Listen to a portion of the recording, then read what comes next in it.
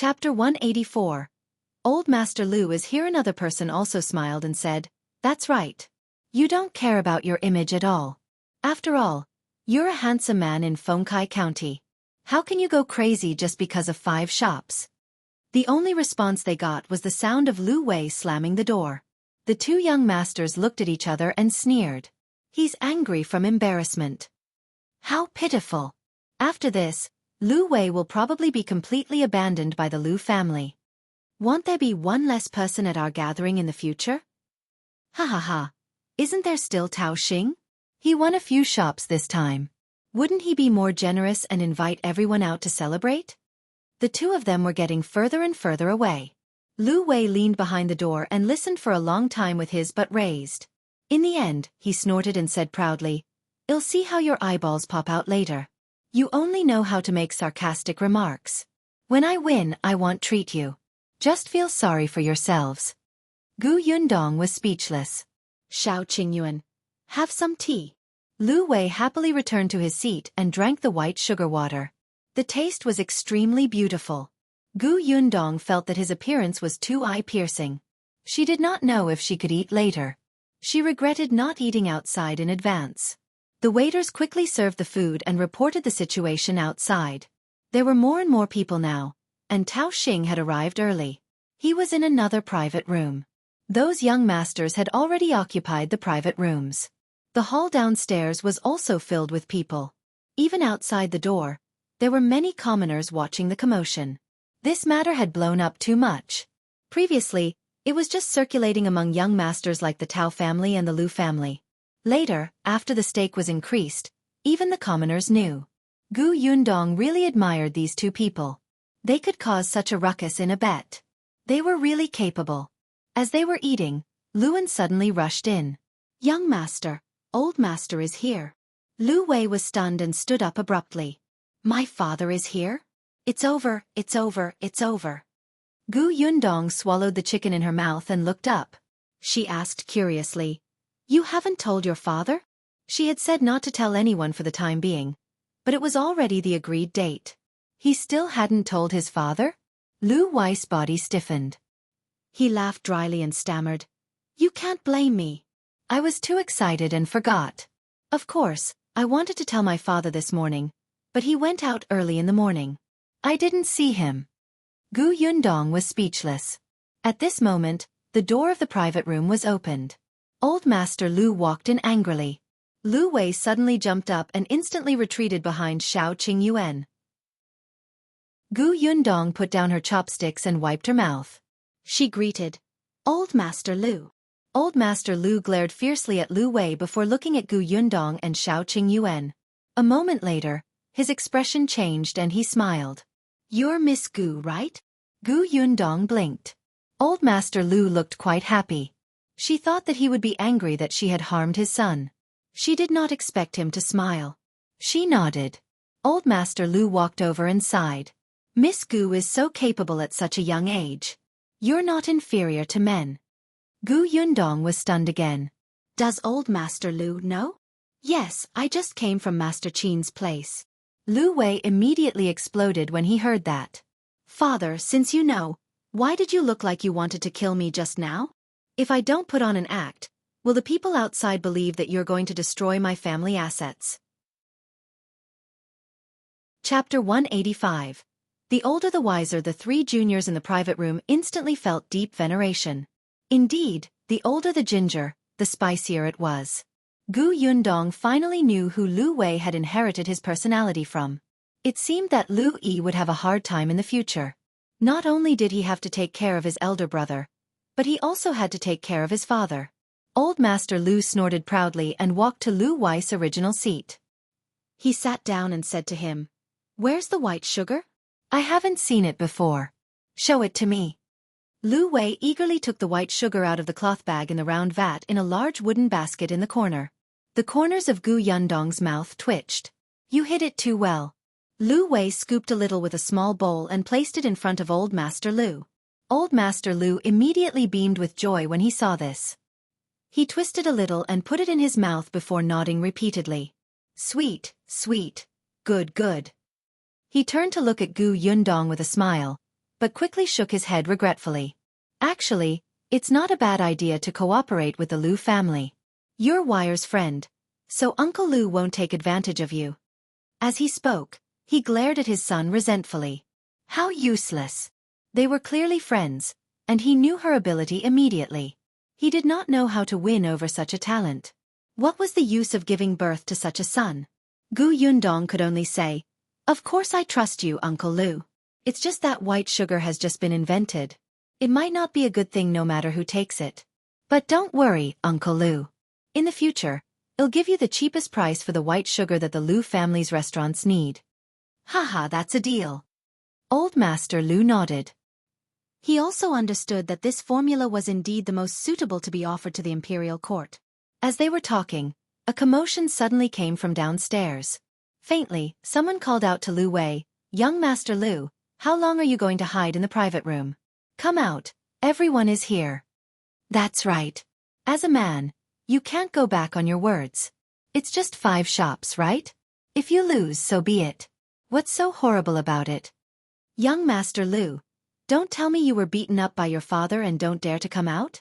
Old Master Lu, you can't stop young Master Lu. Lu Wei snorted. These bastards. As he spoke, he was about to open the window of the private room. Unexpectedly, the window of the other private room opposite opened first. A young man's voice quickly sounded. What's with the noise? It's not time yet. You're disturbing my mood for food. Why are you in a hurry to watch the show? Lu Wei's hand that was opening the window paused, and a smile hung on his face.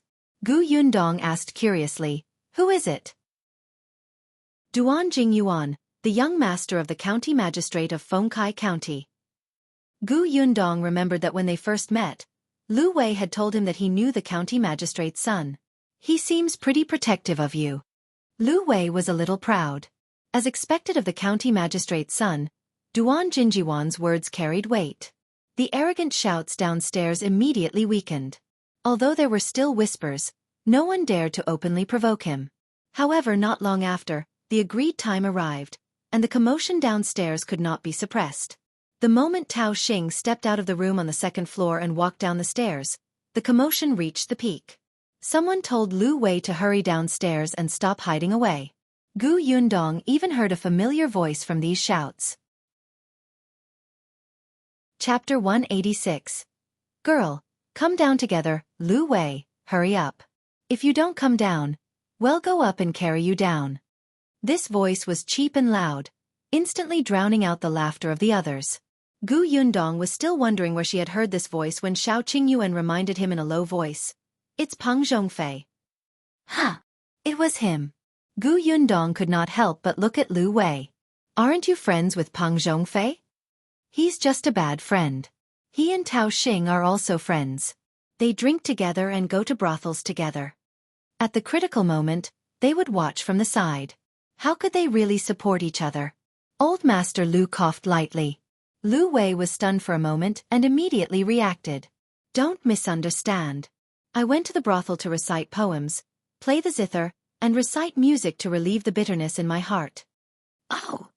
Gu Yundong looked like she understood. She finally understood what the place that Lu Yi had said she should not visit was. Lu Wei was speechless. He felt that she didn't believe his words at all, but as heaven and earth could see, he really didn't do anything he shouldn't have. Just as he was feeling depressed, another cry sounded from downstairs. Lu Wei was annoyed. He suddenly pushed open the window and shouted below. All right. What are you shouting for? Are you in a hurry to die? I'll come down now. As soon as he opened the window, the people downstairs not only saw him, but also Gu Yundong, who was standing by the window. Tao Xing thought of what his shopkeeper had said before. He narrowed his eyes slightly and said, Lu Wei, you'd better come down quickly. Don't make everyone wait. By the way, the person beside you is the girl who can make white sugar, right? Invite her down together. How about letting her repeat what she said in my grocery store? Gu Yundong raised her eyebrows. No, you won't be able to be smug in a while. She really just wanted to watch the show. After all, Tao Xing's goal was only Lu Wei. She didn't expect him to mention her. Lu Wei snorted coldly. If you want me to go down, go down. He closed the window and said to Luan, "Carry the basket down. Let's teach them a lesson." Luan was also very excited. During this period of time, Tao Xing's servants would laugh at him every time they saw him. They would say that he had a brainless master and that he had become stupid. He had restrained himself from retorting on the spot. This time, he could finally hold his head high. After waiting for so long, today finally came. Luan took out the cloth bag from the vat and placed it on the basket. Then, he carried the basket on his back in high spirits and followed Lu Wei downstairs. Old Master Lu was still up there. After all, the people below were all juniors. If he went down, he would be giving them too much face. He comfortably made himself a cup of sugar water and sat on the chair, enjoying it with his eyes slightly narrowed. However, when the people downstairs saw that he was not coming down, they felt that he was too ashamed. But it didn't matter. He could still feel it upstairs. Lu Wei went downstairs. Along the way, people on the stairs, along the aisle, and in the lobby downstairs all moved aside to make way for them. Tao Xing sat in the middle of the hall with a smile. There was a table in front of him with a few pieces of paper on it. They were the bet agreement between him and Lu Wei, as well as the contracts for the 5 shops. He glanced at Lu Wei, then at Gu Yundong. She was quite good-looking, but she didn't have any brains. She was also dressed in old-fashioned clothes. It was said that she came from the countryside and didn't know much. She dared to say anything. Lu Wei was actually charmed by such a person. This generation of the Lu family was probably finished. Peng Zhongfei, who was sitting beside him, also saw Gu Yundong and immediately stood up. Chapter 187. Broadening their horizons. Previously, Peng Zhongfei did not see clearly who the woman in the private room on the 2nd floor was. Now he knew that it was Gu Yundong. For some reason, he felt a little flustered. Perhaps because he had made too much noise, Tao Xing turned his head and looked at him. "What's wrong?" "No, nothing." Peng Zhongfei sat back down silently. Just now, he was the one who caused the most trouble. Now, he was as quiet as a chicken and did not say anything. However, Peng Zhongfei was still puzzled. When did Gu Yundong and Lu Wei become so close? Tao Xing glanced at him strangely and ignored him. He reached out and knocked on the table. "Put up the contracts for the 5 shops." Lu Wei's hair was still a little messy. He sat on the chair brought over by the waiter angrily. He first flipped through the contract on Tao Xing's desk. Seeing that the addresses were indeed the ones they had agreed on previously, he was satisfied and took out his copy. Tao Xing also took a look and immediately smiled. They had been coveting the Lu family's shops for a long time. Now, they finally took this opportunity to set a trap for Lu Wei and make him willingly lose. Both sides placed their bets on the table and invited the 2 middlemen who had witnessed their bet. It was actually useless to say that they were middlemen. Now that everyone in the county knew, most of them had gone to the restaurant to witness it with their own eyes. If anyone dared to break the contract in front of everyone, not only would they lose all their face, but their family's reputation would also be affected, which would be bad for their business. "All right, young Master Lu, let's not waste our breath." Back then, our Tao family shopkeeper heard with his own ears that this girl said that she could make white sugar that was as white as clouds, right? As Tao Xing spoke, he looked at Gu Yundong. The latter nodded. "It's indeed what I said. Moreover, your shopkeeper said at that time that if I made it, your family would buy it at 10 times the price." Tao Xing nodded, indicating that he did not deny it. "Now that so many days have passed, we've given you enough time. So, where's the sugar?" "That's right. Where's the sugar?" The person beside him asked with a smile. "I've never seen sugar as white as clouds." "Ha, you really dare to say that? Why don't you just admit defeat? It's not a big deal. If you're willing to bet and admit defeat, you can still be a man.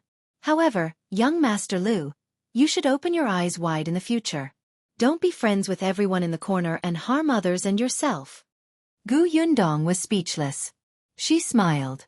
In a while, she would be able to hear the beautiful slaps on their faces. Lu Wei glanced at them from the corner of his eyes. "If you've never seen it before, it means that you're ignorant. You really think too highly of yourselves." As he spoke, he waved his hand and flipped his hair. "Luan, broaden their horizons." "Yes, young master," Luan replied excitedly.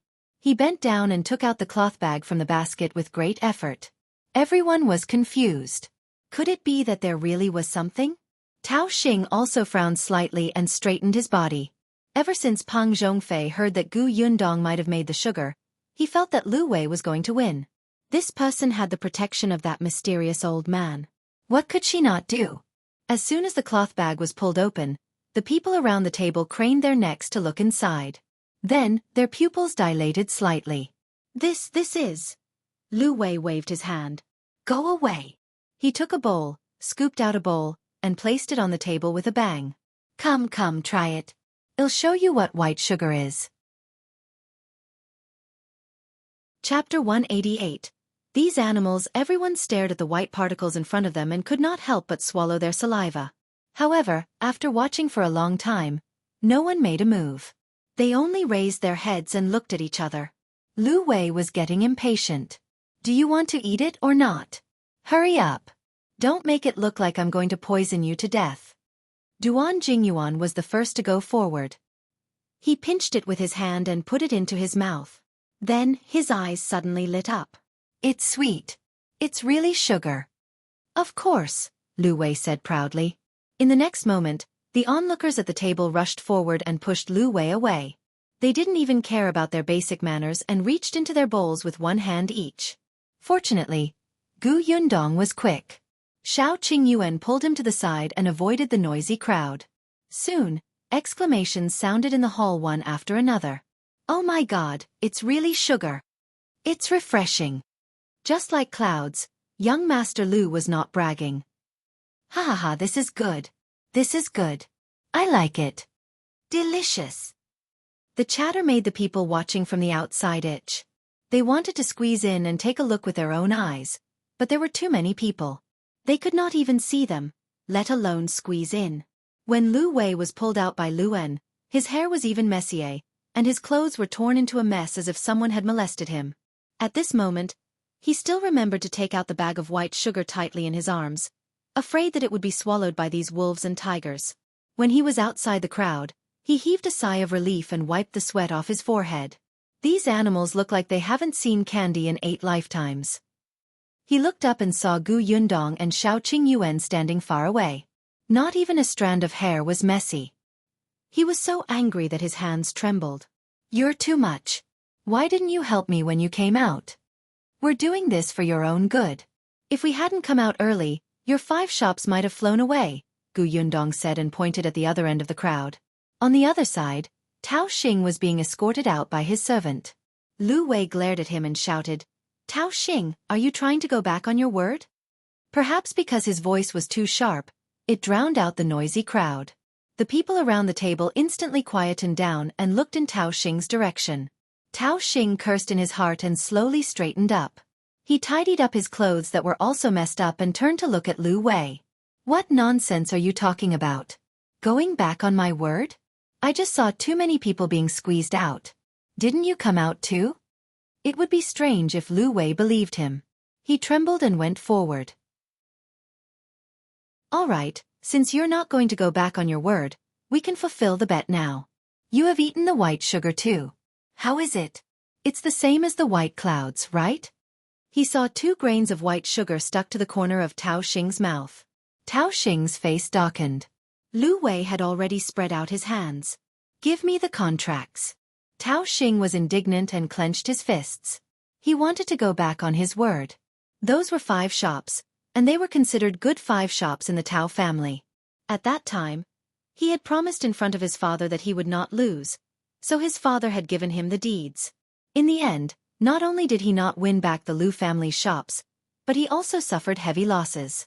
Wouldn't he be beaten to death by his father when he returned home?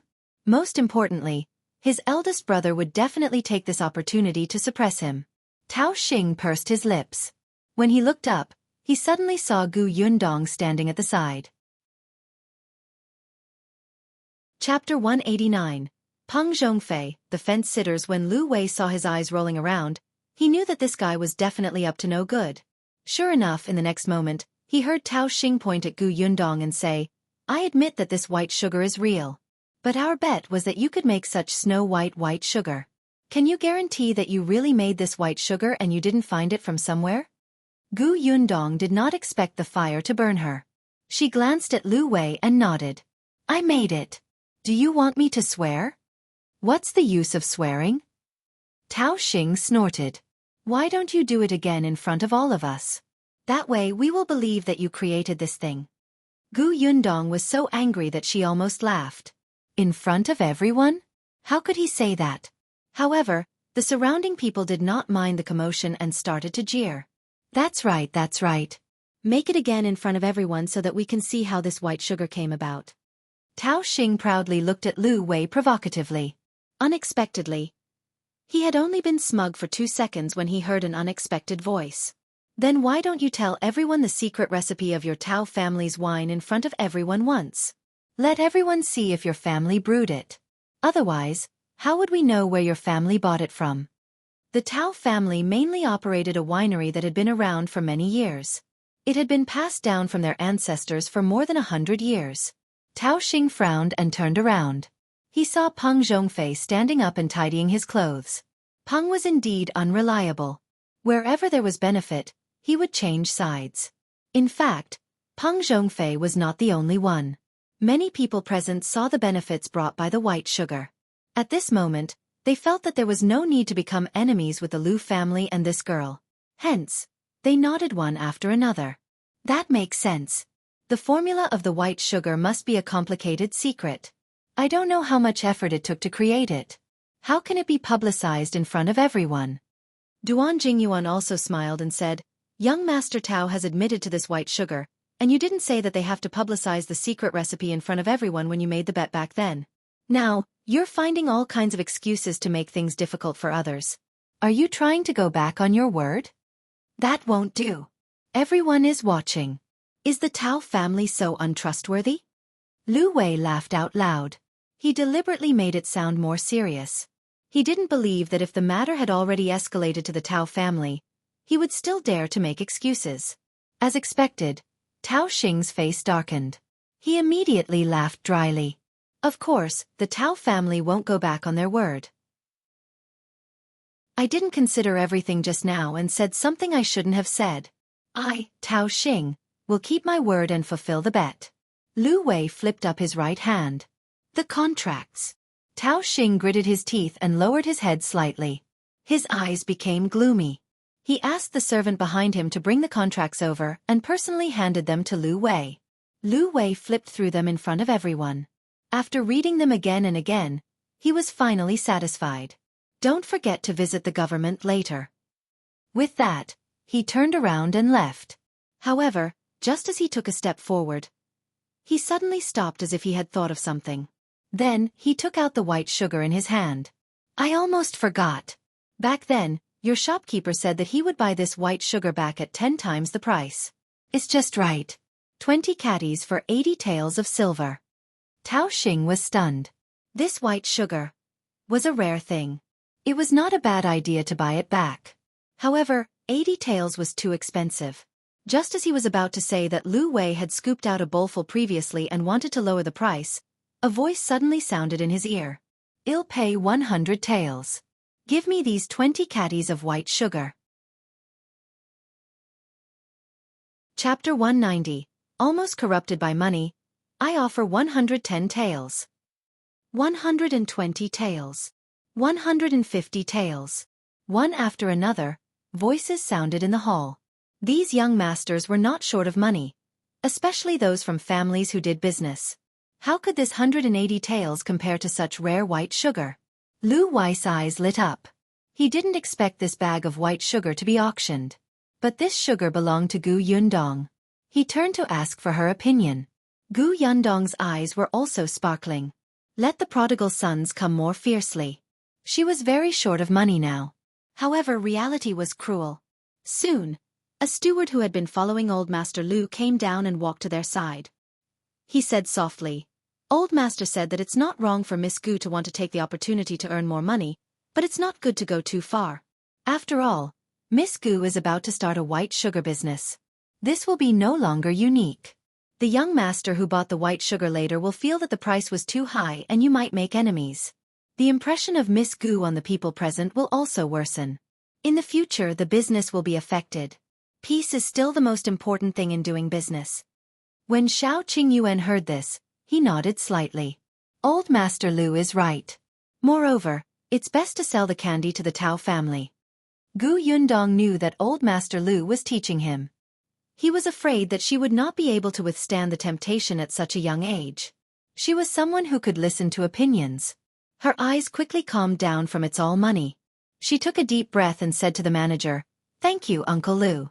Yundong understands." The steward went up with relief. Gu Yundong saw that the bids were getting more and more ridiculous. Some people even raised the price to 400 taels for the sake of personal feelings. Moreover, it seemed that the others had no intention of stopping. She secretly wiped her sweat. She had almost been corrupted by money. "Everyone be quiet." Gu Yundong suddenly spoke. The group of people who were arguing until their faces were red immediately stopped. They heard her say, "I'm really sorry, everyone. I still have to give this sugar to the Tao family. After all, we agreed back then." Tao Xing was angry at first, but when he heard this, he was instantly happy. Unexpectedly, Gu Yundong continued, "It's just that young Master Lu was wrong about one thing. Back then, the shopkeeper said that he would buy it back at 10 times the price, so it was 10 times the price of this white sugar. And this white sugar will be released soon. At that time, the price will be 100 copper coins per tael. Here, 20 caddies is 32 taels. So 10 times the price is 320 taels. So young Master Tao, for 320 taels, this sugar is yours." This was not wrong. If Qin Wanzheng brought it back, the imperial court would set the price at 100 copper coins per tael of white sugar. Gu Yundong felt that the price was actually not bad. Many people could afford it. She remembered that white sugar used to be a luxury item that only the royal family could afford in England. When the people present heard this price, they felt that it was very acceptable. The bid just now had soared to 600 taels. Tao Xing almost vomited blood. Previously, he found 80 taels too expensive, but now it was 320 taels. He wouldn't pay. Whoever wanted it could have it. But before he could say anything, he heard a dignified voice behind him. "Tao Xing, give it to her. The Tao family won't go back on their word and bully a girl." Tao Xing suddenly turned around and saw his father, who was originally in the private room upstairs, standing behind him with a very ugly expression. Chapter 191. Silver again. However, it was not only Master Tao who was standing there, but also Tao Xing's brother, Tao Feng, whom he hated very much. Tao Feng had a smile on his face, and his expression was filled with gloating. Old Master Tao had already walked forward and said to Lu Wei and Gu Yundong, "The Tao family admits defeat. Young Master Lu is so capable. The friends you know are not ordinary people." Lu Wei secretly cursed the old fox in his heart, but he said with a smile, "Thank you for your praise." Under Master Tao's sharp gaze, Tao Xing finally took out 320 taels of silver and handed it to Lu Wei. Lu Wei retracted his hand and called Gu Yundong and Shao Qingyuan upstairs. He didn't want to talk to Master Tao. Anyway, he had already gotten what he wanted. Gu Yundong was also satisfied. She was no longer short of money. With this money, she could buy land, build a factory, and collect sugarcane. Life was getting better bit by bit. Thinking back to those days in the apocalypse, it really felt like heaven now. Gu Yundong's footsteps were light. She had only taken 2 steps when she suddenly realized that Shao Qingyuan was not following her. She was stunned for a moment. She turned her head and saw that he was looking at a certain point with a dark gaze. Following his gaze, Gu Yundong could not help but feel strange. Shao Qingyuan. Why was he looking at Master Tao? "Why? Do you know Master Tao?" Shao Qingyuan came back to his senses and shook his head slowly. He smiled at her and said, "I don't know him. Let's go up." Although Gu Yundong was curious, he did not seem to be willing to say more, so she did not ask further. They followed Lu Wei back to the Lu family's private room. At this moment, the people in the lobby downstairs suddenly reacted and rushed upstairs in unison. "Miss, is what you said true? We'll be able to buy this white sugar soon?" "That's right. Where can we buy it? Which shop? Does it really only cost 100 copper coins per tael?" Miss, please wait. I'm the second young master of the Gao family. You can cooperate with our Gao family to sell white sugar. Our Gao family. Get lost. I'm from the Fu family. All of you, stop dreaming. Can't you see that there's a Lu family over there? That girl must have cooperated with the Lu family. As soon as he said this, the others stopped. That's right. The Lu family was richer than them. It was not their turn. However, they did not give up. Many people still went upstairs to talk to Gu Yundong. Fortunately, Lu Wei brought them away quickly. After entering the private room, Old Master Lu immediately asked his steward to go out and deal with them. Only then did they heave a sigh of relief. In contrast, the Tao family of 3 did not come up. Master Tao did not even want to stay in this restaurant for long. He turned around and left with his 2 sons. As Tao Xing walked, his eyes darted around. After getting into the carriage, he immediately went to Master Tao's side and said, "Father, are you willing to let us lose these 5 shops? That Lu family did it on purpose. That sugar was prepared long ago and they even pretended to be about to lose. They're sinister and despicable."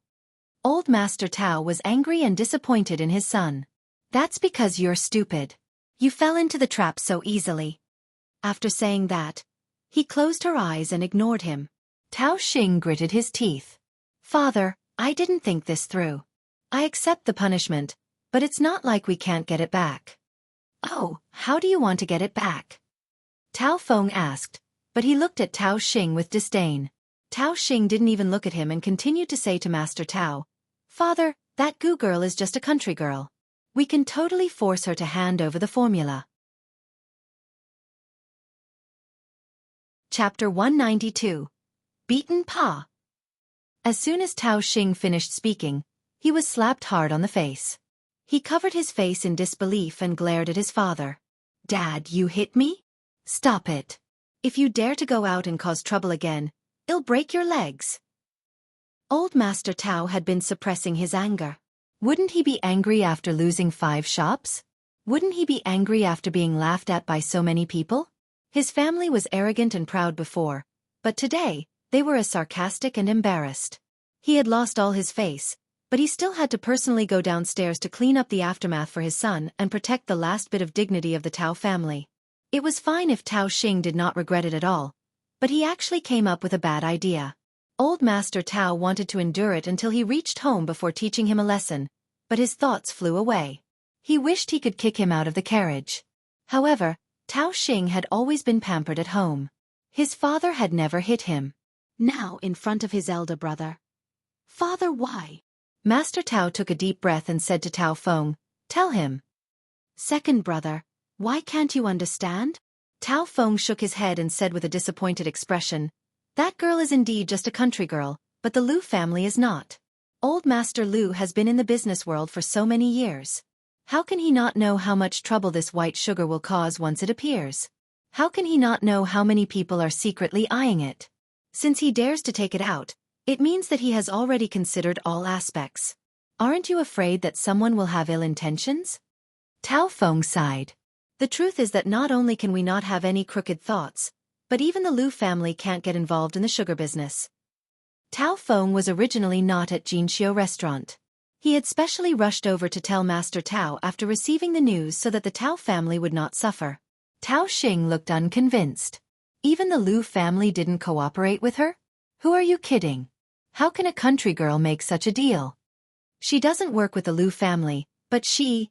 Tao Feng pointed at the sky. "You dare to touch her?" Tao Xing swallowed his saliva and did not dare to say a word. Old Master Tao sneered. "After you go back, stay in your courtyard and study obediently. You're not allowed to go out in a month. Leave the rest to your brother, do you hear me?" Tao Xing's eyes widened. "But..." Tao Feng nodded with a serious expression. "Father, don't worry. I'll do my best. Although we can't interfere with the white sugar matter, we can still make a deal. I'll go back to the restaurant now and talk to Miss Gu." "Yeah." After Tao Feng got out of the carriage, Master Tao brought Tao Xing home. However, Tao Feng was destined to return empty-handed. While the Lu family steward was dealing with the people downstairs, Gu Yundong and Shao Qingyuan were taken away by Lu Wei from the back door of the restaurant. Only when the three of them got into the carriage did they slowly heave a sigh of relief. Lu Wei said, "Gu girl, don't worry. My father can handle things here. You don't have to worry that those people will find your Yongfu village. Brother Qin will block them." Phew, I didn't expect these people to be so crazy. Lu Wei chuckled and suddenly moved closer to her. If Shao Qingyuan had not reached out to block him, he would have knocked Gu Yundong's head. "Gu girl, you've helped me so much today. Tell me what you want. As long as I can do it, I'll definitely do it for you." What? Gu Yundong touched her chin. Of course, what she wanted the most was money. Wasn't the Lu family rich? But now. Chapter 193. Got a shop. Gu Yundong's eyes lit up. "I want a shop." Lu Wei was stunned for a moment before he suddenly reacted. Yes. If you want to do business, you must have shops. Coincidentally, I won 5 shops from Tao Xing today. Let me tell you, these shops are not bad. I'll give you 2. So generous? Gu Yundong knew very well that although Lu Wei had won the bet by himself, Tao Xing had placed such a huge bet because they wanted to trick the Lu family. The Lu family also needed to take out the same stake before this bet could be established. She was not greedy. She only wanted a shop. Lu Wei smiled smugly. "I've always been generous. Besides, it's all thanks to you this time. Come, let me introduce you to these 5 shops. You can choose first." If possible, it was actually better to bring her to see the shops. However, the shops were not empty yet, so it was inconvenient. Gu Yundong pondered as she listened, occasionally asking for Shao Qingyuan's opinion. When Lu Wei was done explaining the pros and cons, Gu Yundong knew what to do. "I want the shop in the east of the city with a backyard." That shop was in a good location and was not far from Qin Wensheng's school. It also had a rather large backyard that could accommodate people. In the future, if Yunshu's school was inconvenient for him to go home, he could have a place to stay. There was also a well in the backyard, and there were 3 to 4 rooms. The surroundings of the shop were also lively. Many wealthy families in Fengkai County lived in that area, and the scenery was not bad.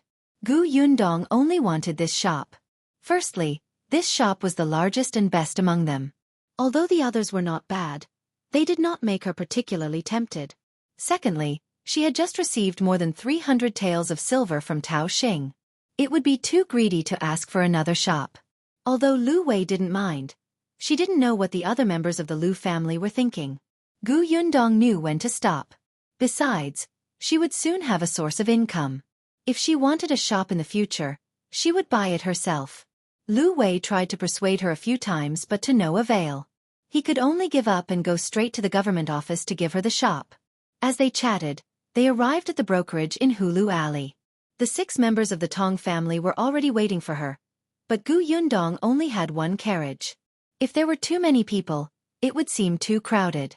The Tong family expressed that they could walk on their own, but Gu Yundong did not agree. Anyway, Lu Wei was here, so it was the same to borrow his carriage. It was getting late. The group got into the carriage and went straight to the city gate. However, not long after the carriage left, Gu Yundong suddenly stopped it. She was sitting in Lu Wei's carriage, and the driver was Shao Qingyuan. Shao Qingyuan stopped the carriage and saw Gu Yundong jump down and enter a shop in front of him. He looked up and realized that it was a clothing shop. It seemed to be the Peng family's shop. Gu Yundong came out after a while. He carried a bag and got into the carriage. "Let's go." Shao Qingyuan took a few more glances curiously, but he didn't ask. The carriage quickly left the city gate and headed straight for Yongfu village. The 2 carriages entered the village one after another and went straight to the foot of the mountain. The villagers were already used to it. On the other hand, apart from Boss Tong, who was driving the carriage, the rest of the Tong family stayed in the carriage obediently. They did not even lift the curtain. However, they were still a little nervous. When the master girl bought them, she did not say much.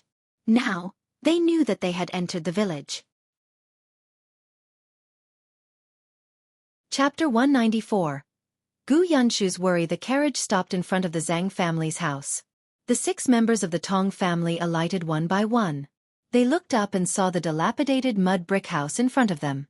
Even though they were mentally prepared, they still found it unbelievable. Especially after Gu Yundong brought them into the courtyard and they saw the narrow road with the low courtyard walls, they looked at each other. The master's house was actually like this? The Tong family really could not understand. The master had spent so much money on them. Why did she not use it to repair the house? Until Gu Yundong said to them, "Our house has just been built. We can only move in the day after tomorrow. Well, make do here for the next 2 days. The men will squeeze in the Shao family next door first, and the women will stay here. This is Auntie Dong. This is her home. Auntie Dong has already helped pack your room. Go take a look and put down your luggage." Dong Xiaolan knew that she had gone out early in the morning to buy people, so she quickly tidied up the unoccupied room in her house. The Shao family could also vacate a room, so they could arrange it. The Tong family hurriedly nodded. After Gu Yundong introduced the others, the women followed Dong Xiaolan into the house, and the man followed Shao Qingyuan to the next room. When they went out, they happened to see the Gu family's green brick tiled house. All of them were a little surprised. They did not expect such a house to exist in the countryside. They wondered who lived inside. The Tong family were all people with work to do in their eyes. Especially when they were in an unfamiliar place, they were more or less trembling in fear. Therefore, as soon as they put down their things, they immediately came out to help chop firewood, fetch water, and cook dinner. Dinner was quite sumptuous. After all, there were more people in the house and they had earned more money. It was something to celebrate. During dinner, Gu Yundong mentioned that there was an additional shop in the house. The Zheng family was very surprised. "You have a shop? Where is it? How big is it? Are you planning to sell white sugar?" Gu Yundong nodded. "It's used to sell white sugar. It's in the east of the city. However, the shop hasn't been vacated yet. It can only be used in a few days. When the time comes, you'll have to ask Uncle Feng to help change the layout inside. When it opens, everyone will join in the fun." Madame Dong was very happy. "All right, I'll definitely go." Gu Yunshu secretly heaved a sigh of relief. He had been worried that his family would run out of money after buying servants. He had been debating the entire day whether he should owe the teacher his tuition fees first and pay them in a few years.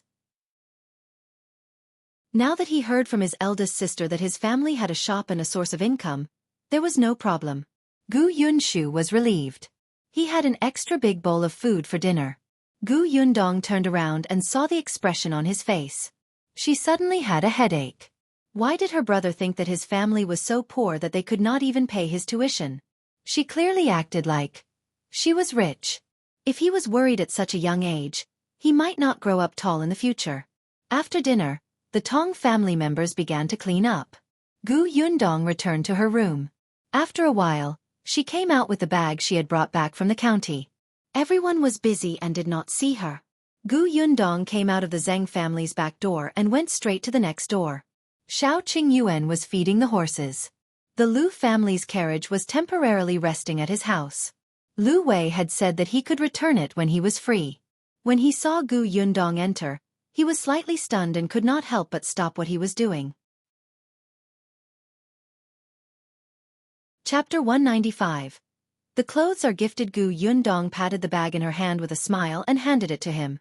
"This is for you." "What?" Shao Qingyuan could tell. Wasn't this what she had taken out when she entered the ready-to-wear shop? "Clothes." Shao Qingyuan looked at her and then at the bag in her hand. After a while, he held his breath and opened the bag. In the next moment, a navy blue dress was revealed. It was brand new and it made one's eyes light up. He looked up in shock, his voice slightly hoarse. You're giving it to me?" Gu Yundong coughed lightly. "That's right. I saw that the last time you went hunting in the mountains, when you came back, your clothes had already become strips.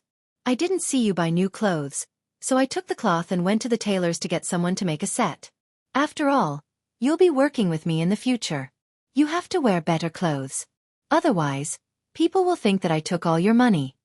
As she spoke, she heaved a sigh of relief. She had finally found an excuse to give it away. The corners of Shao Qingyuan's lips curled up uncontrollably. He reached out to touch the new clothes, but immediately retracted his hand. He stuffed the bag back into Gu Yundong's arms and turned around to run to the water vat. He scooped 2 ladles of water and began to wash his hands carefully. Gu Yundong was confused at first and thought that he did not like it. Unexpectedly, after washing his hands, he began to carefully stroke his clothes, his face full of joy. At that moment, she suddenly felt sad and bitter. Auntie Dong had told her about Shao Qingyuan's background. She said that his adoptive parents had disliked him since he was young. He had picked up clothes that others had sewn and mended and didn't want to wear. How could clothes that others didn't wear be good? Especially in winter, the cotton was already hard and completely cold.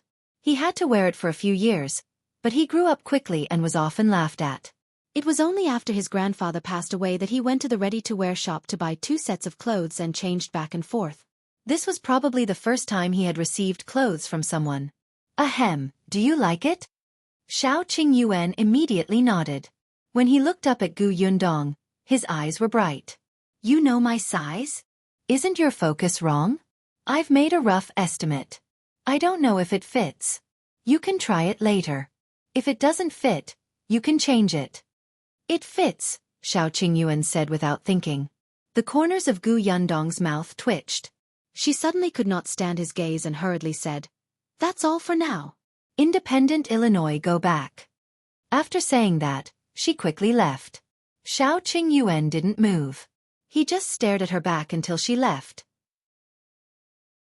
Then, he lowered his eyes to look at the bag in his hand, and the smile on his lips grew wider.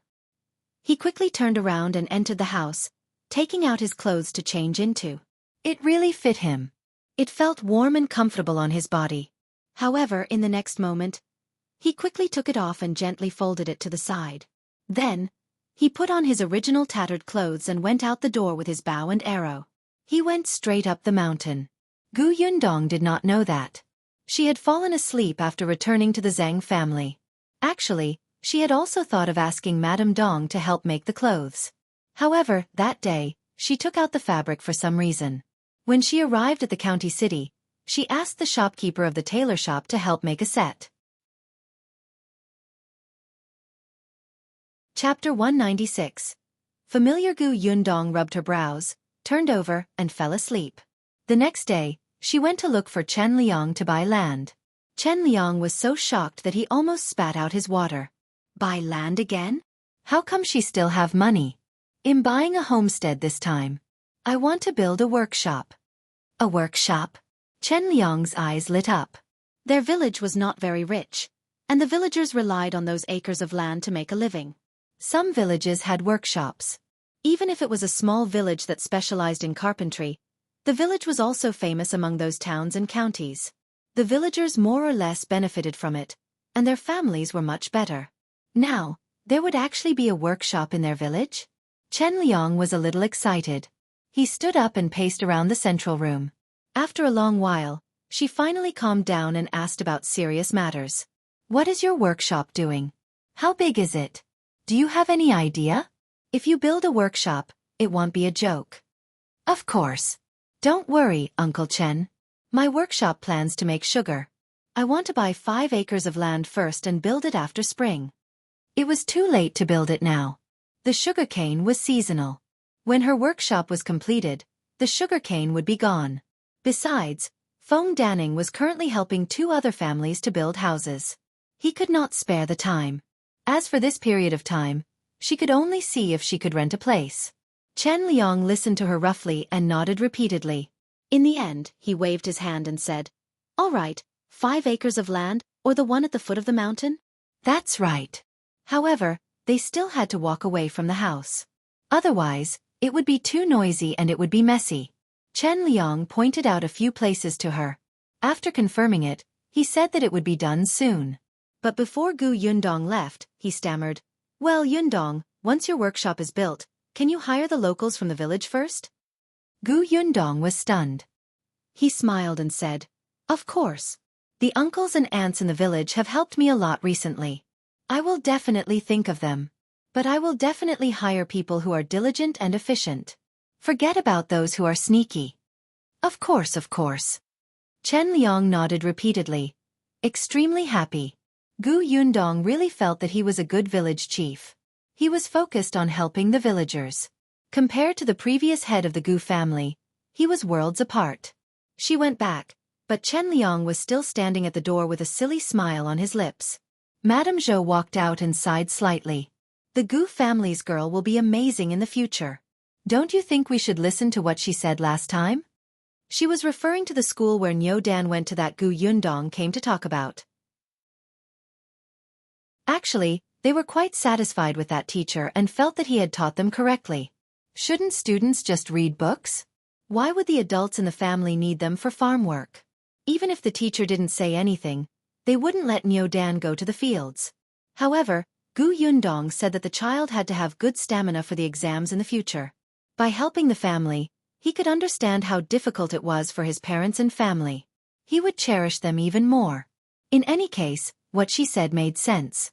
However, she was only a 13-year-old girl after all. The teacher of the school was so old and was an elementary scholar. How could he be wrong? But look at Gu Yundong now. Wasn't she advancing step by step? Chen Liang was also thinking about this question. After a while he said, "Let me think about it." When Gu Yundong returned to the Zheng family, he realized that only his mother was there. The Tong family's mother said, "Master Shao next door caught a roe deer." Everyone went to help. Gu Yundong was surprised. Shao Qingyuan entered the mountain? Shao Qingyuan returned after getting a roe deer. As soon as he entered, he took a shower and changed into his new clothes. When Dong Xiulan entered, she happened to see him coming out in high spirits. She could not help but take a few more glances. The color of the clothes felt familiar. Chapter 197. Clothes make a man. Not only did Dong Xiulan take a second look at him, but the others in the courtyard were also stunned when they saw him coming out in a new set of clothes. Shao Qingyuan's usual clothes were gray and especially old. Now that he was dressed like this, he surprisingly looked handsome and noble. He was not inferior to Lu Wei from the county. When Gu Yundong entered, she saw this scene and her eyes lit up. Indeed, clothes were everything. Shao Qingyuan's good looks had been ruined by him. But soon, when Gu Yundong's gaze landed on the roe deer on the ground, she frowned again. "Did you go into the mountains last night?" Shao Qingyuan suddenly thought of what she had said previously and thought that she was angry. He immediately explained, "I wasn't deep in the mountains. There's no danger." Gu Yundong pursed her lips and muttered softly, "It's late at night. Even if you didn't go deep into the mountains, it's still dangerous. Besides, the weather was so cold. Can't you hunt during the day?" "All right, I won't go next time." Gu Yundong was speechless. She only muttered a few words and did not say that she wanted to order him around. Her ears were quite sharp. She coughed lightly and glanced at him again. "The clothes fit you quite well." With that, she turned to look at the roe deer. She squatted down and poked it. It was actually quite fat. "Perfect. We're moving tomorrow. I originally planned to roast meat to celebrate. Now, I don't have to go to town to buy meat." When Shao Qingyuan heard this, he immediately pointed at the wild chickens and rabbits beside him. "There's still a lot over there. It should be enough to eat tomorrow." He was too excited last night and was full of energy. He had caused a lot of trouble on the way up the mountain. Gu Yunke ran to Gu Yundong's side and held her hand. "Eldest sister, is the roast meat delicious?" "It's delicious. I guarantee you'll drool." The little girl's eyes immediately lit up. Then I'll help." She looked around and pointed at the pheasant. "Help pluck the feathers. Go on." The little girl obediently ran to the pile of prey and began to pluck it. In the end, she was pecked by the pheasant that was still alive. The little girl covered her small hand and patted the pheasant's head.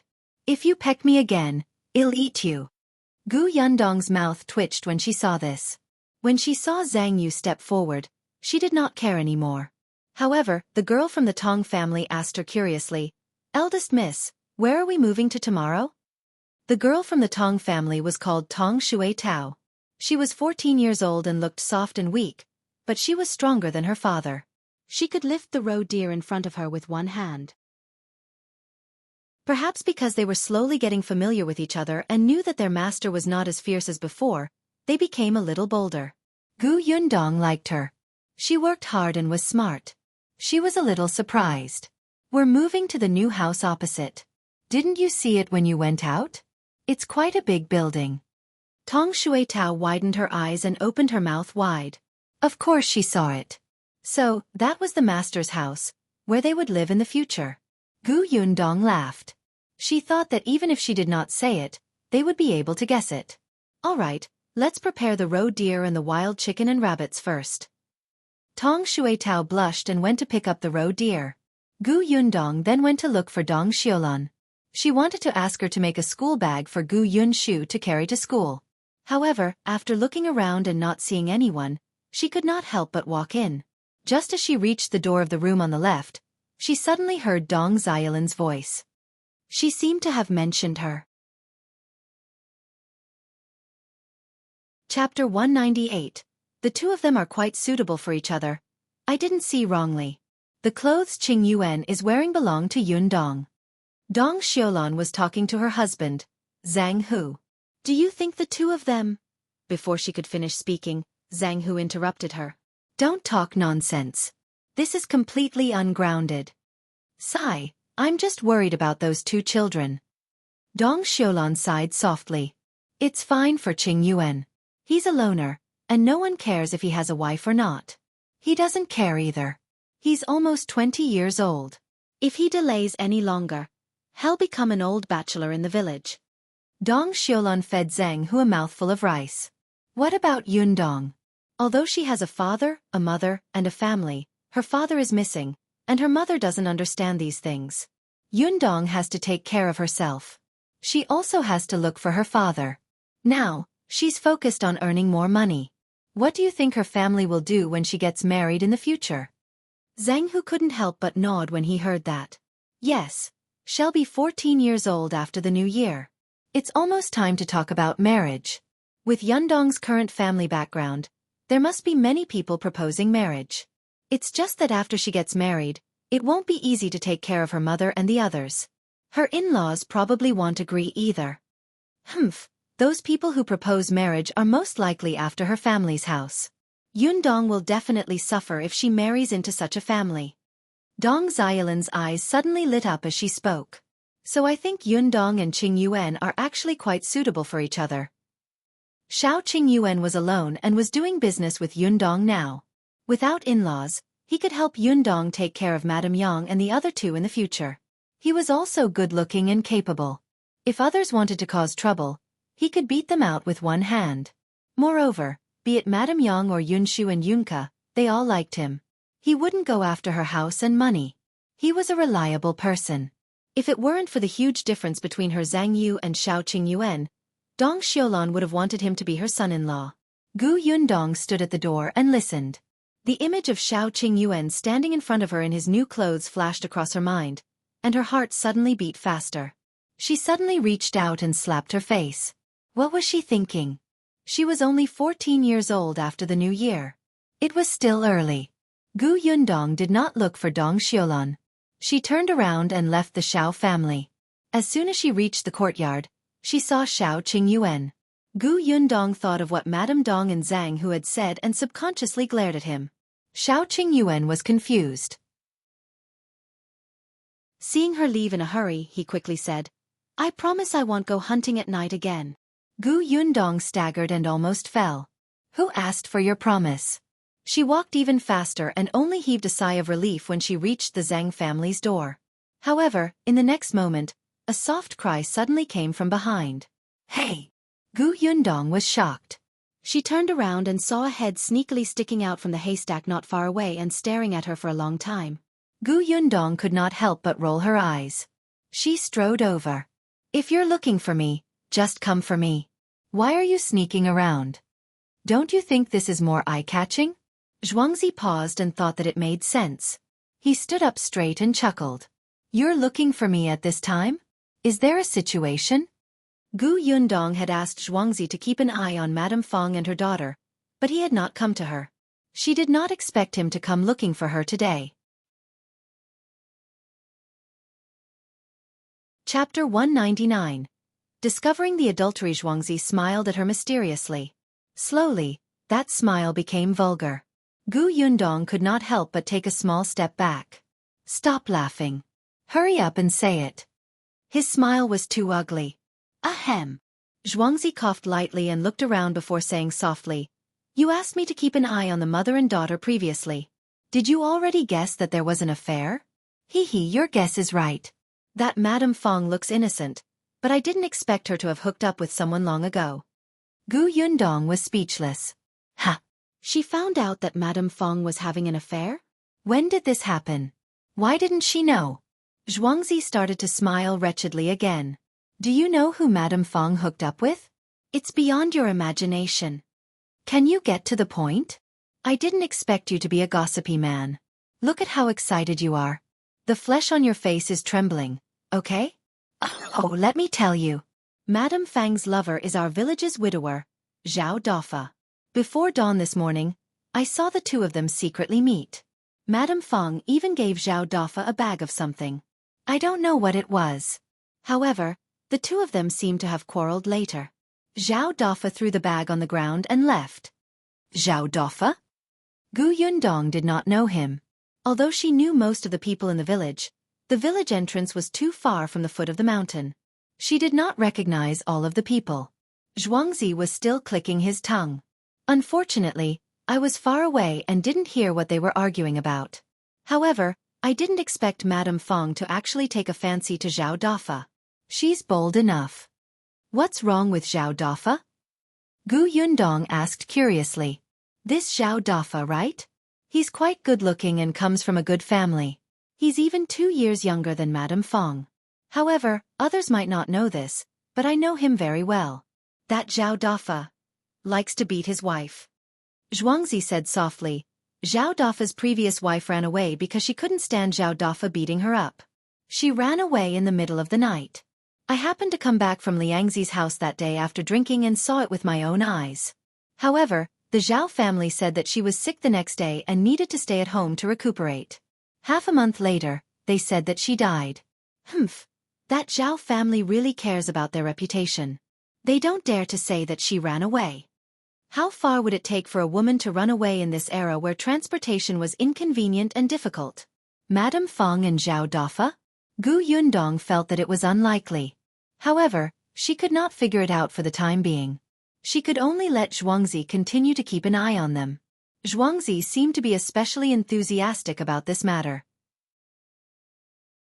When he heard this, he immediately nodded and turned to run. He only ran 2 steps before he came back. He looked at Gu Yundong and said hesitantly, Well, I have to thank you. I know that you hired my parents to do things and gave them a very high salary. Without waiting for Gu Yundong to react, he disappeared. Gu Yundong shook her head and returned to the Zhang family.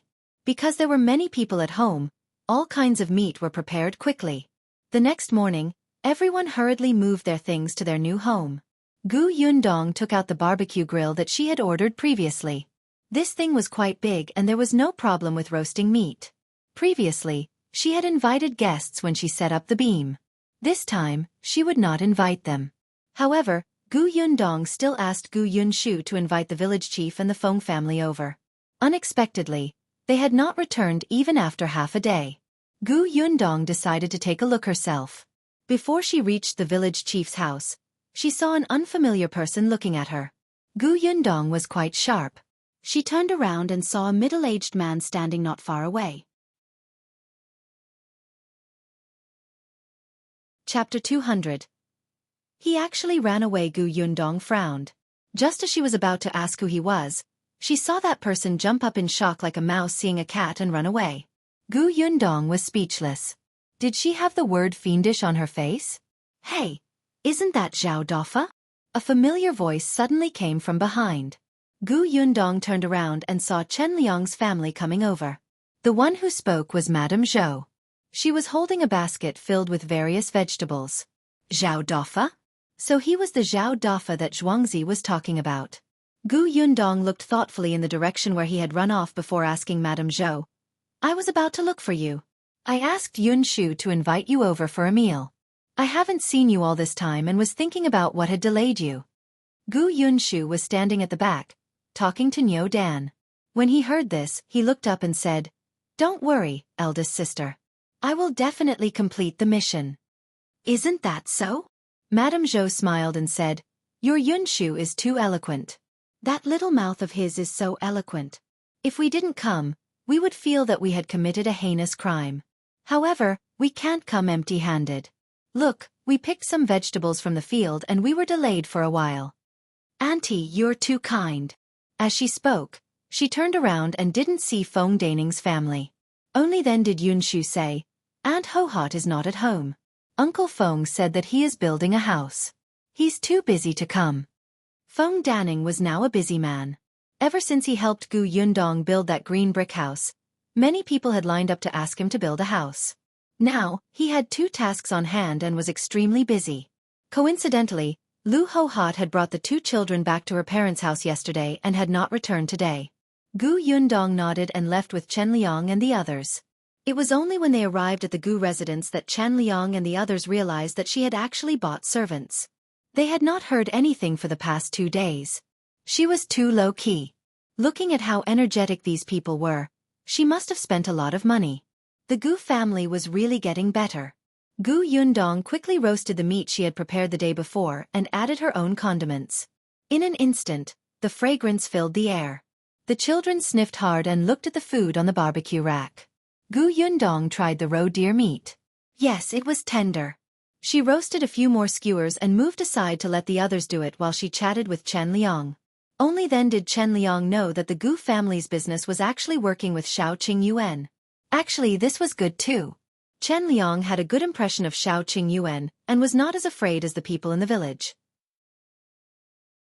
This meal of roasted meat lasted until the sky darkened before everyone dispersed reluctantly. The Tong family swiftly packed up their things. Gu Yundong stood in the courtyard and looked at the new house. He smiled exceptionally happily. They could stay in the new house today. Not only her, but Madame Yang and the 2 little ones were also jumping around happily. They lay on the bed and could not fall asleep. "I'll be good if we can find father." Gu Yunshu sighed faintly. He was the one who missed Gu Dajiang the most. Whenever there was a joyous occasion at home, he hoped that Gu Dajiang would be there too. It would be perfect if the family could reunite. Gu Yundong patted his head. "We will find him." After chatting for a while, Gu Yundong let the 3 of them sleep. Then, under Madame Yang's eager gaze, she decisively went to the room next door to sleep. She slept so comfortably in the new house that the entire family woke up late the next day. Gu Yundong sat up in a daze, vaguely thinking that she had forgotten something. Chapter 201. Role model. It was not until Madame Dong came over and handed her the school bag that she suddenly woke up. Yes, she had to send Yunshu to school today. Gu Yundong cursed in her heart. She thanked Madame Dong and ran to Madame Yang's room with the school bag. Madame Yang had already woken up. She had developed a biological clock. Although she slept especially comfortably today, she did not wake up much later. The 2 little ones were sleeping messily on the bed. She searched for a long time before she found Yunshu's head on the other side. She took the opportunity to dig Yunk's head out of the blanket to prevent her from suffocating. "Yunshu, wake up, wake up." She pinched the little fellow's nose. The latter closed his eyes and immediately opened his mouth to breathe. "Gu Yundong, let's see how capable you are." She simply carried him out from under the blanket. Gu Yunshu shivered and woke up. "Eldest sister? Get up and get dressed. I'll send you to school." School." He tilted his head, still not understanding. It was only when Gu Yundong brought his clothes over that he suddenly remembered. He quickly stood up and got off the bed. He ran to the wardrobe and rummaged for a long time before taking out the new clothes that Madame Dong had made for him. "I want to wear this." Gu Yundong's mouth twitched. Seeing that he was shaking his head happily, she could only put the clothes in her hands back. Gu Yunshu quickly packed up and carried the novel and strange little bag on his back. He took the pen, ink, paper, and inkstone that he had bought long ago and hurriedly got into the carriage. Gu Yundong brought him there, and Father Tong drove the carriage. She might be very busy in the future, so Father Tong was responsible for taking Yunshu. The school's gatekeeper already knew her and sent them in enthusiastically. When she saw Qin Wenjing, Gu Yundong was a little surprised. What was wrong with Mr. Qin? He looked very haggard. However, Qin Wenjing sneered. He saw through her thoughts at a glance. If not for you, would I be so busy? She didn't even think about why no one had come to Yongfu village in the past few days.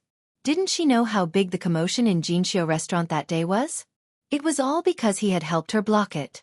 If she really had a conscience, she should have expressed it. Just as this thought came to his mind, Gu Yundong handed him a bag of things with a serious expression. I know that the last time Master Qin sent all the sugar away, you didn't keep any for yourself. This is for Madam and Anning to try. Please accept it. Qin Wenjing coughed lightly. Your relationship with Madam is quite good. With that, he took the sugar without hesitation and led Gu Yunshu in. Gu Yundong stood on the spot and looked at his back. She sighed in her heart. What a role model. After settling the matter of Gu Yunshu going to school, she returned to the village. She had to recruit people and start working. The carriage drove all the way into Yongfu village. Just as it reached the entrance of the village, they saw Zhao Dafa. Zhao Dafa also saw her, and his expression changed slightly. He turned around and ran.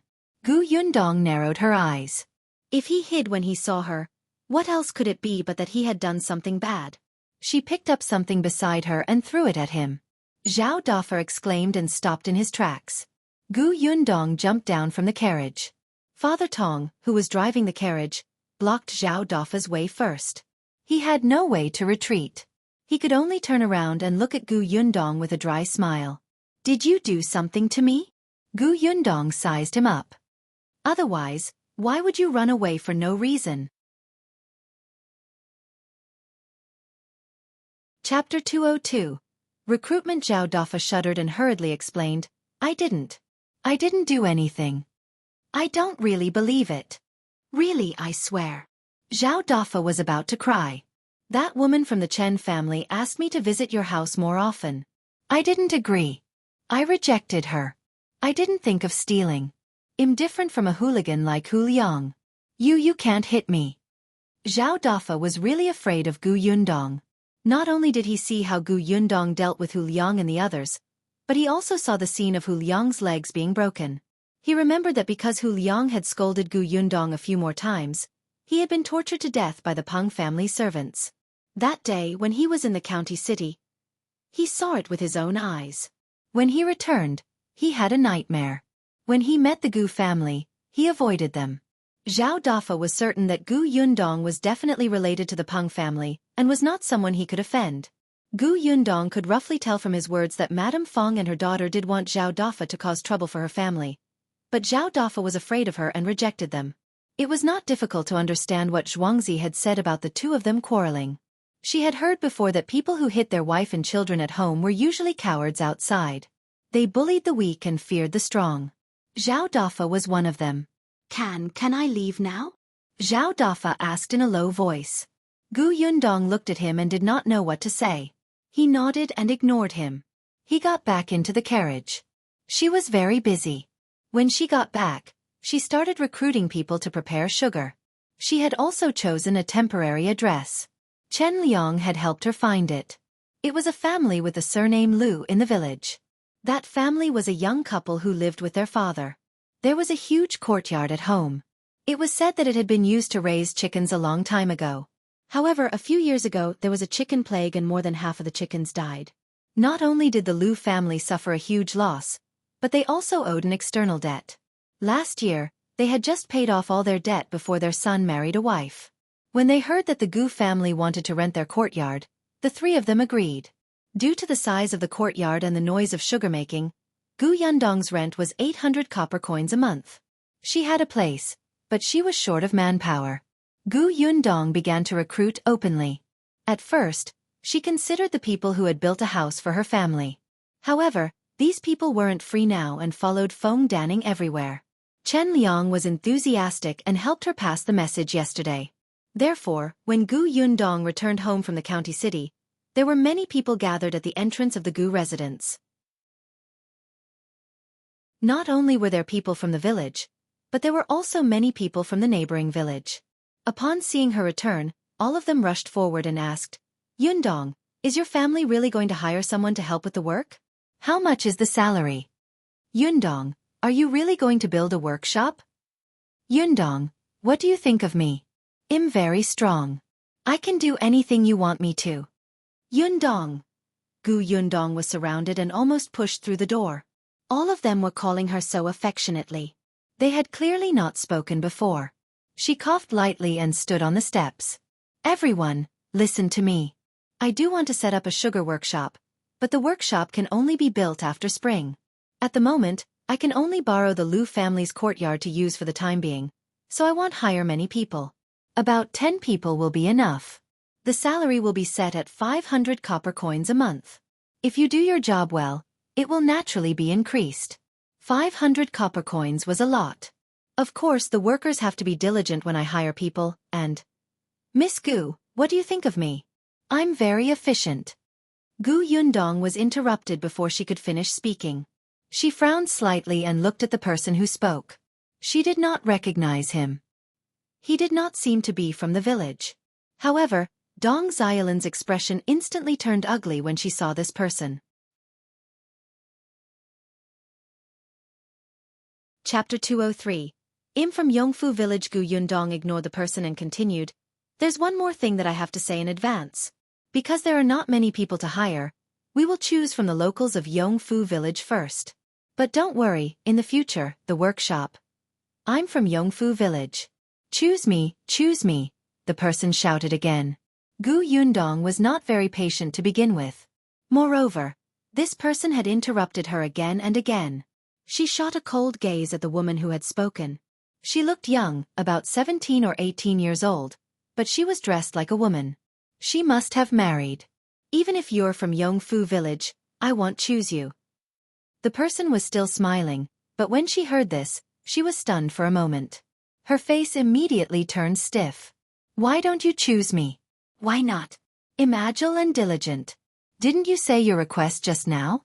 Isn't it just right for me? Madame Dong snorted coldly and said, How are you good? You're already married. You can't be considered a member of Yongfu village. The other villagers knew that there were few spots, so they naturally agreed. That's right. You've already married into the Liang family village. How can you still have the face to come to Yongfu village and say that you meet the request? Li Xiangchuan, don't come here to join in the fun. Hurry up and go home to nurse the children. Let's go. Don't block us. Yundong hasn't even finished speaking and she's already shouting non-stop. Does she know the rules? Li Xiangchuan almost stomped her feet. She glared at the people who spoke and shouted, Even if I am married, she's still from Yongfu village. I'm not leaving. I want to work in her workshop. Then, she looked at Gu Yundong. When will your workshop start working? I'll be the first to go. Gu Yundong was so angry that she laughed. So this woman was married. No wonder this woman thought she was easy to bully because she was young and thin-skinned.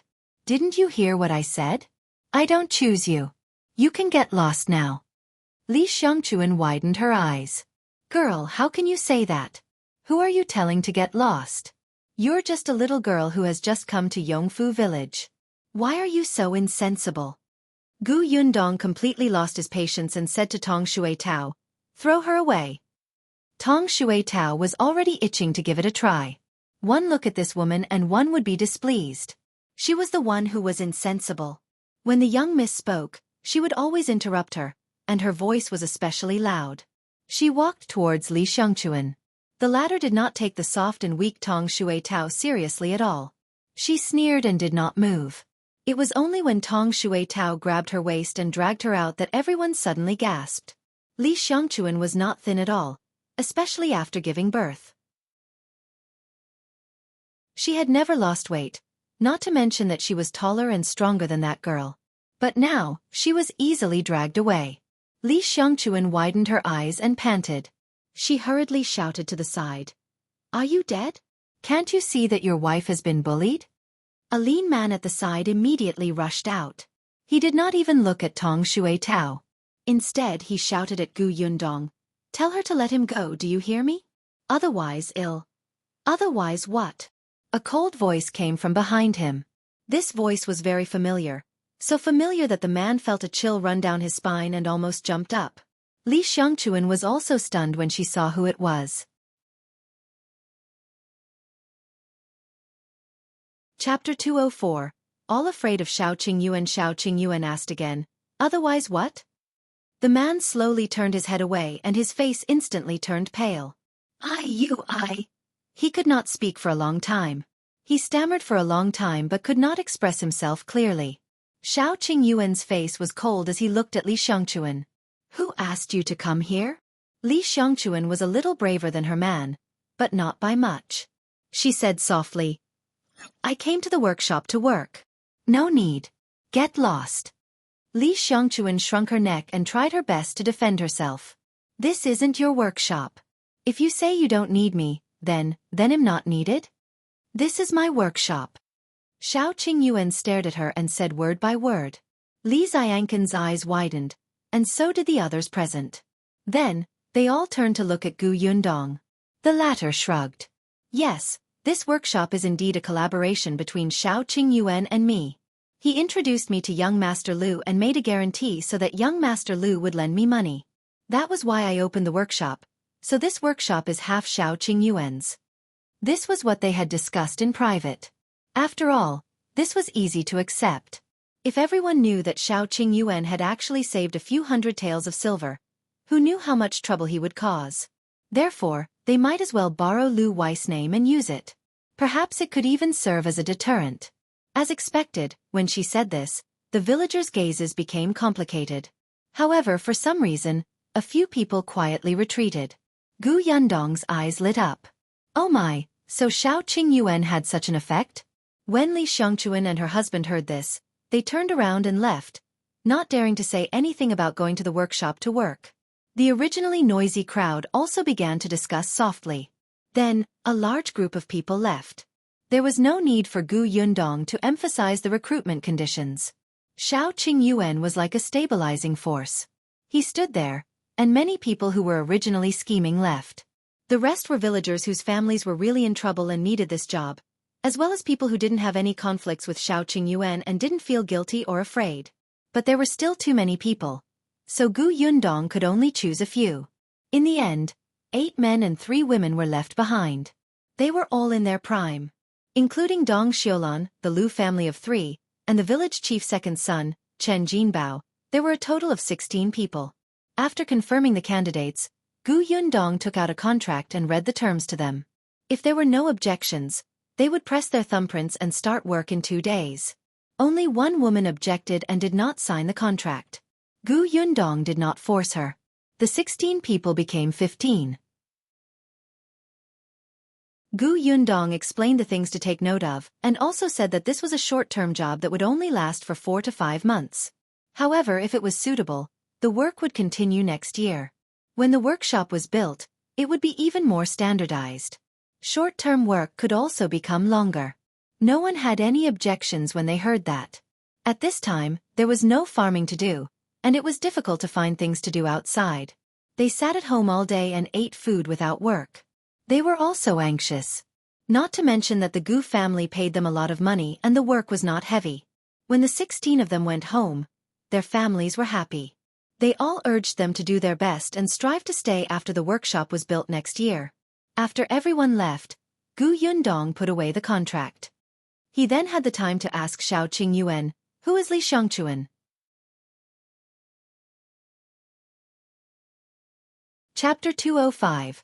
She's from the Li family. Shao Qingyuan's expression was cold. Someone from the Li family. Gu Yundong did not understand at first. After a while, he reacted. The Li family? Wasn't it the family that adopted Shao Qingyuan? Heh, this shameless person actually dared to come over even though she knew that Shao Qingyuan lived nearby. After Shao Qingyuan left, Madame Dong said to her, "That Li Xiangquan is only a year younger than Qingyuan. She has been domineering since she was young. When Qingyuan was young, she bullied him countless times. Later on, she got married and even came back every other day to cause trouble for Qingyuan. It was only when old Master Li passed away and Qingyuan stopped indulging them that the Li family stopped." What she didn't say was that half of Li Xiangquan's man's hair had been cut off by Shao Qingyuan. He was so frightened that he peed his pants.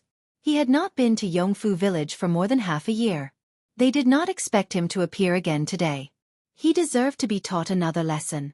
After Madame Dong finished speaking, She glanced at Gu Yundong's expression and sighed softly. Qingyuan is actually quite a good person. As long as you don't anger him, he won't teach you a lesson. Look at those people who are so afraid of him. Which one of them doesn't deserve it? Our family has been his neighbor for so long. If we really need his help, he will come immediately without a word. Don't think that he hasn't married yet. That's because others have ruined his reputation and don't understand his character. Otherwise, with his appearance and ability, the number of girls who want to marry him can line up from our village to the town. Ahem. A light cough sounded at the door. Dong Xiaolan looked up and saw that Shao Qingyuan had returned. She quickly stood up. There's still soup stewing in the pot over there. I'll go take a look. With that she slipped away. Gu Yundong also stood up. I'll go and see how the Lu family's courtyard is cleaned up. She slipped past him and ran away. Shao Qingyuan stood on the spot and thought about her slightly evasive gaze. Was she shy? He lowered his eyes and smiled. In the following days, Gu Yundong was exceptionally busy. The Lu family's courtyard had been tidied up, and all the necessary tools were available. The hired people also began to work. Shao Qingyuan and Chen Hongyi were the ones who went to buy the sugarcane.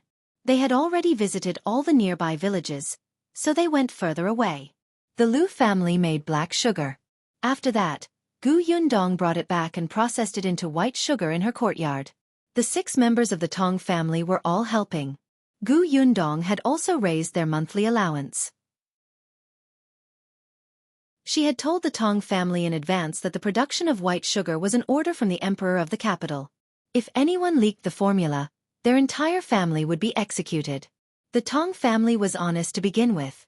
When they heard this, they did their best and controlled the process tightly. The sugar production went on in an orderly manner. When it was almost done, Gu Yundong began to plan to open the shop. After checking the calendar, the nearest good day was 2 days before the Laba festival. Gu Yundong took a look. Wasn't this perfect? They could cook laba porridge when they went home after buying sugar. Hence, she set the date to the 6th of December and asked Lu Wei to help promote it. Lu Wei was not afraid of publicity. It did not take long for everyone in his circle to know. Although the price of white sugar was not too ridiculous, it was still expensive to ordinary people. Therefore, the target customers were basically those rich families. On the 6th day of December, Gu Yundong put on her new clothes early in the morning. She got into the carriage and went straight to the county. Chapter 206. The family goes to the county city. Gu Yundong also applied for leave for Gu Yunshu. Father Tong and his wife were the only ones guarding the Tong family. Everyone else went to the county to open for business. Dong Xiaolan also brought the children over. Her husband asked Father Tong to help take care of them for the time being. Gu Yundong's carriage was not big enough. Fortunately, Luan came to pick her up early.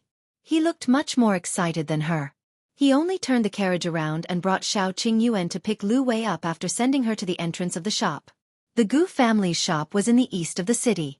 It was called Gus and the name was given by Shao Qingyuan.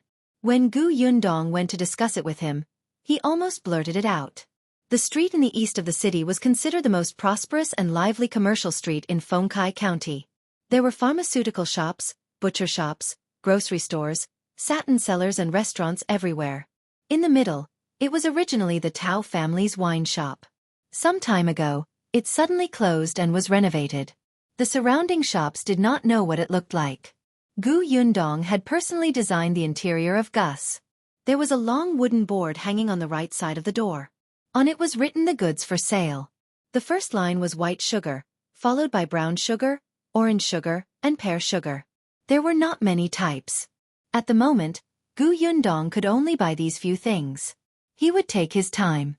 After entering, there was a round table that could be rotated. The table was tied with clean straw, a few candied haws, and lollipops. Next to it was a counter. This counter was different from other shops. It was beige in color and had a round arc. It was carved with patterns and looked much brighter. There were all kinds of cabinets around the shop. There was a wooden sign hanging on each of them, indicating the name and price. She even divided the first-grade white sugar and the second-grade white sugar. After all, the Tong family had just started making them. There would always be some faulty products when they were not familiar with them. Actually, it did not affect them much. It was just that they were not that white. This kind could be sold at a lower price. The backyard of the shop had also been tidied up. Gu Yundong and the others had arrived early and the shop wouldn't be open until a particular time, so they went to the backyard together. Dong Xiulan said enviously, "Yundong is so capable. She even has such a big house and shop in the county. You'll have it sooner or later." Gu Yundong poured a glass of water. The last time Uncle Zhang came back from the county, didn't the doctor say that he would slowly recover after recuperating for a while? By then, Ant's life will be better. Besides, Zhang Jia, Zhang Yu, and Zhang Lu are so sensible. Your good days will come later. Some time ago, Shao Qingyuan took Uncle Zhang to the best medical center in the county to see a doctor. Perhaps because he had eaten well recently and was in a good mood, Zhang Hu's condition was very optimistic. Now that Dong Xiulan was working in the workshop and the 3 children had helped a lot, and Gu Yundong would pay her, the Zhang family was indeed prospering. Dong Xiulan's smile widened. She was very grateful to Gu Yundong. If not for her, their family might have really declined. She was a woman with 3 children and had to take care of her man. Not only was she tired, but her man was also very depressed during that period of time. He almost gave up on himself and felt that he was a burden to them. Shao Qingyuan happened to be in the prefectural city at that time. He didn't know the situation even if he wanted to help. Now, everything would really be fine. Just as they were talking, the sound of banging came from outside the door. The people in the courtyard were stunned and ran out.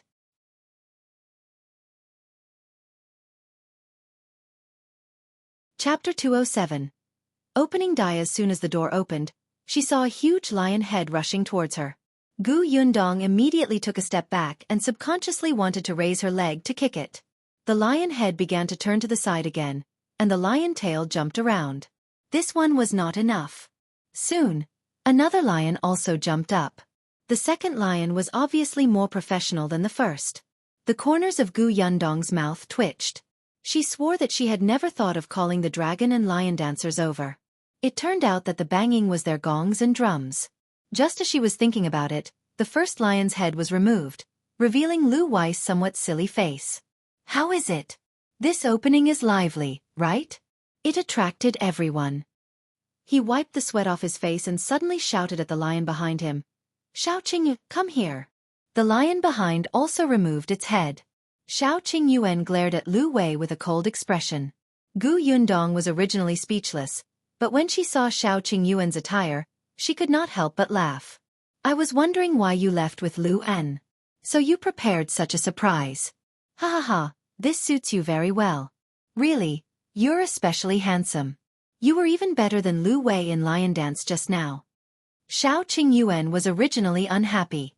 He was completely forced to come by Lu Wei. But now, seeing her smile so brightly, he suddenly felt that it was just a lion dance. It was not a big deal. However, Lu Wei was a little dissatisfied. What did she mean by better than him? He had specially trained for a day. No, half a day. He should be better than Shao Qingyuan, who had been pulled over at the last minute. However, before he could retort, a commotion suddenly sounded from behind. "Manager Gu, congratulations on opening the business." Tao Feng was the one who spoke. He led his servants over and even brought gifts. Gu Yundong did not know him, but Lu Wei snorted coldly. However, he did not say anything and only told her in a low voice, "This is Tao Xing's elder brother, Tao Feng. However, the 2 of them do not have the same mother. He has no feud with me." Gu Yundong was enlightened. Since the visitor was a guest, Gu Yundong naturally welcomed him. "Young Master Tao, you're too kind. Please come in." Then, she asked the second son of the Tong family to serve tea. As soon as he entered, many more people came one after another. They were all young masters who had participated in the bet in Jinxiu restaurant that day. Gu Yundong only recognized the young master of the county magistrate's family. The others were unfamiliar, but she welcomed them indirectly. There were a lot of people. Although the shop was big, there were very few tables and chairs. Gu Yundong could only ask Shao Qingyuan to borrow stools next door. Unexpectedly, when she turned around, she found Shao Qingyuan looking at Tao Feng. She pursed her lips slightly and recalled that last time at Jinxiu restaurant, he had also stared at the Tao family for a long time. Gu Yundong did not understand. Did Shao Qingyuan have any conflict with the Tao family? It didn't look like it. If there was, the Tao family wouldn't be so calm when they saw Shao Qingyuan, right? Just as she was thinking about it, Peng Zhongfei came over. Not only did he come, but he also brought his wife in. However, the expression on his face was a little impatient. It was obvious that he did not want to bring his wife. However, in the next moment, when he looked up and saw Gu Yundong, his expression instantly became bright. There was even a hint of flattery in his smile. Seeing this, Madame Peng's face suddenly darkened. She tightened her grip on the handkerchief in her hands and secretly tore it. Gu Yundong was speechless. Was he trying to attract haters for her?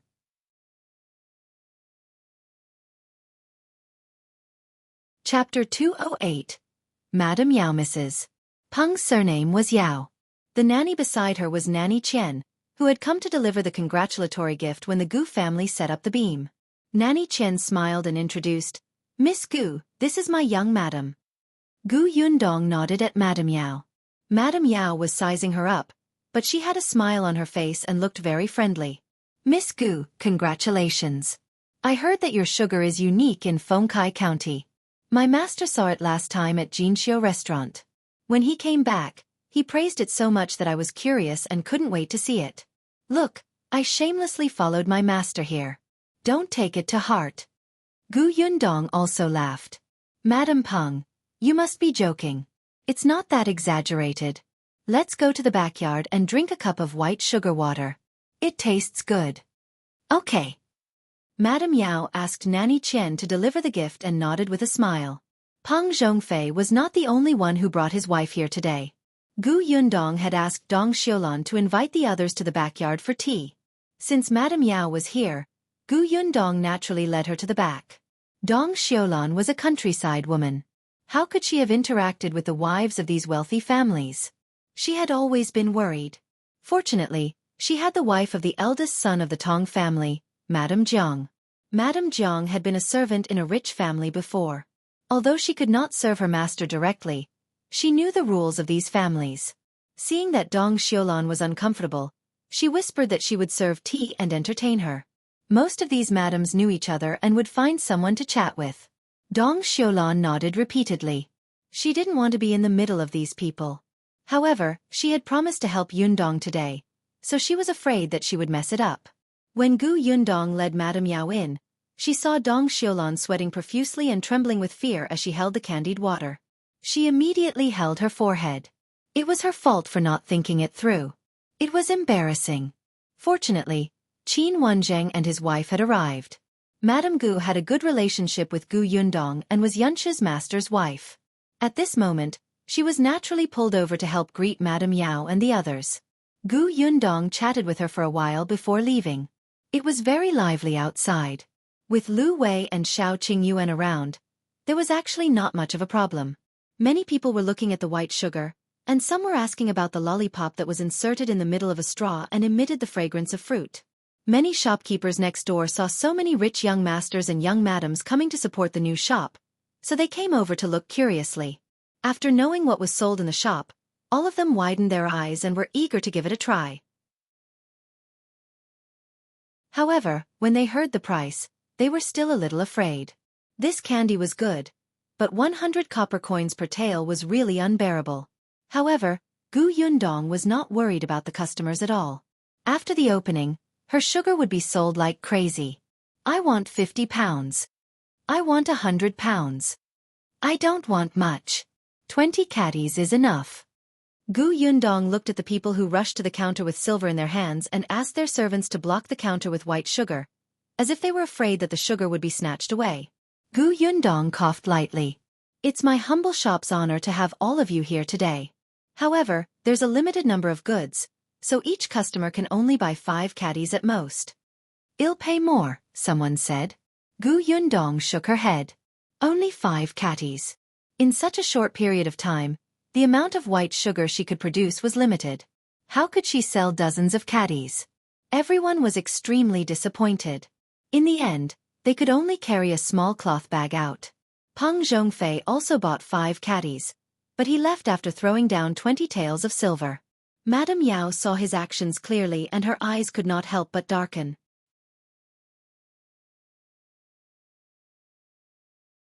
Chapter 209. Call Gu Xian'er over. Peng Zhongfei happily got into the carriage with 5 caddies of white sugar. He didn't even care about Madame Yao's expression. Nanny Qian carefully helped her into the car and advised in a low voice, "Young madam, don't think too much. Young master might just like this white sugar. He'll naturally be happy if he can buy it." Madame Yao snorted and closed her eyes to rest after getting into the carriage.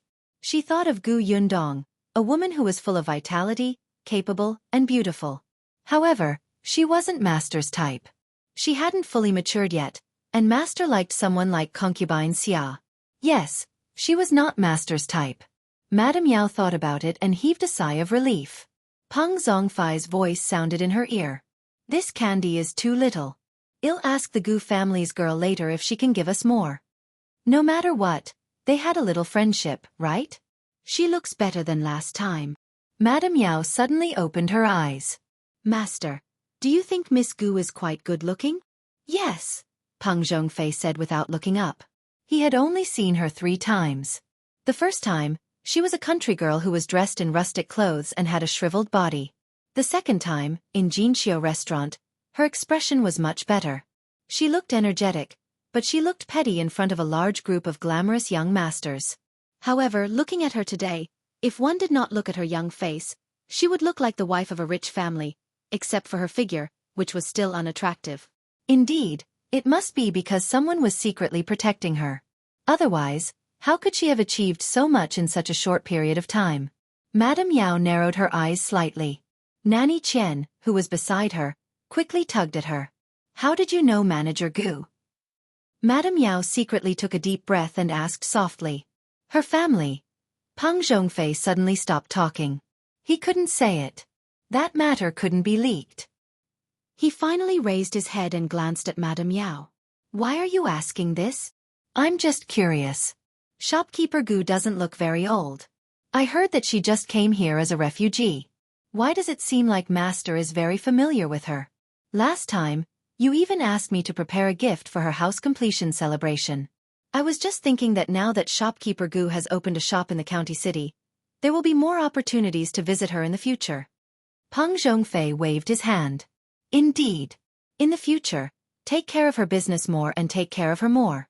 I gave them more money today. They should be happy, right?" He was referring to the non-existent old man, but it sounded to Madame Yao that Peng Zhongfei was trying to please Gu Yundong. Madame Yao could only laugh dryly and could not continue the conversation. Master did not intend to talk about how he and Gu Yundong met. It seemed that there was more to this than met the eye. Nanny Qian lowered her head at the side and became even more frightened when she heard young Master's words. When they arrived at the Peng residence, Peng Zhongfei carried the bag of white sugar and left. Nanny Qian trembled as she helped Madame Yao back to the Rui garden. As soon as they entered the house, Madame Yao sneered. "You're really capable." Nanny Qian knew who she was talking about. She lowered her head slightly and said, "Young madam, perhaps that's not what young master meant. That girl can't meet young master's requirements at all. Doesn't that mean that she's capable?" After Madame Yao walked around the house twice, she suddenly said to Nanny Qian, "Go and call that Gu Xian'er over." "Yes," Nanny Qian quickly replied and left.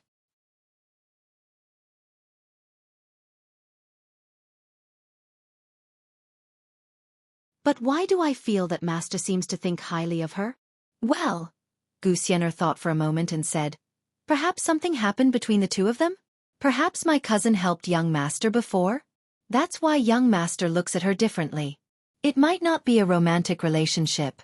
Otherwise my cousin, who has been working so hard with her silly mother and young siblings, would have hurried into the manor to enjoy life after meeting someone like young Master, right?" Madame Yao nodded.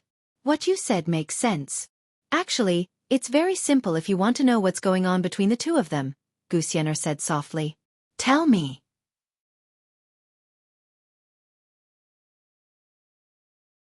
Chapter 211. How much did you earn?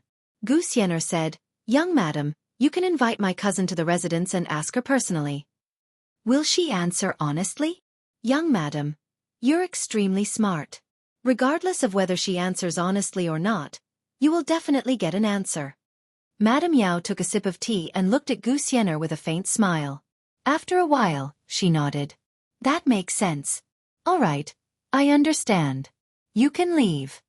Yes, I'll take my leave. Gu Xian'er went down.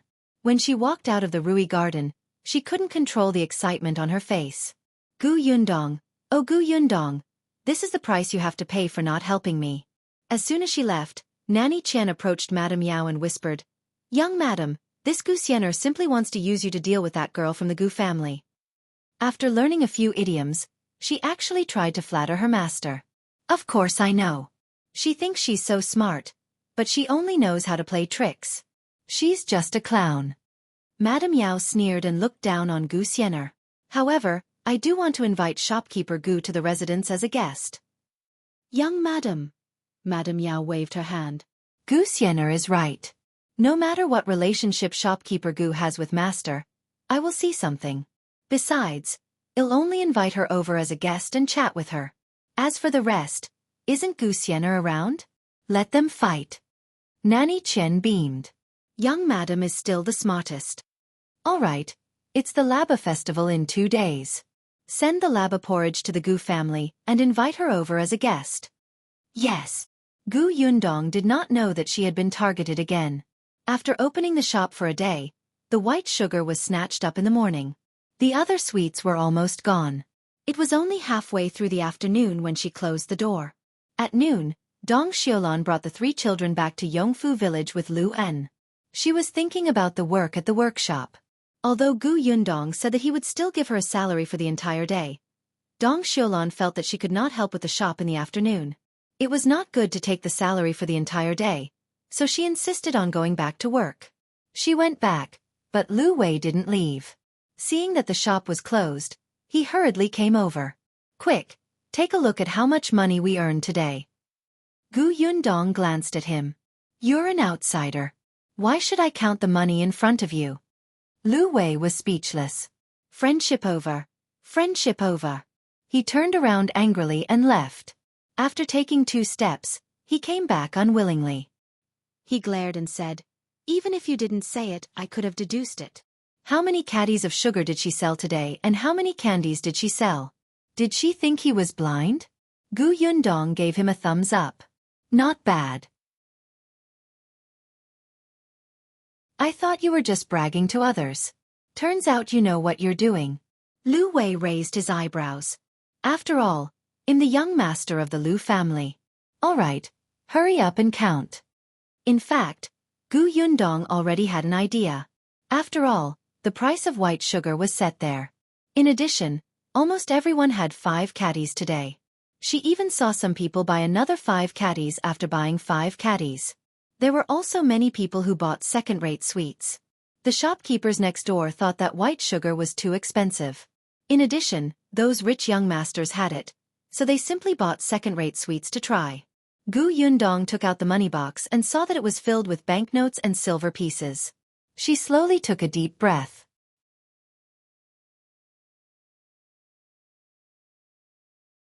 Chapter 212. Looking for the shopkeeper 900 taels.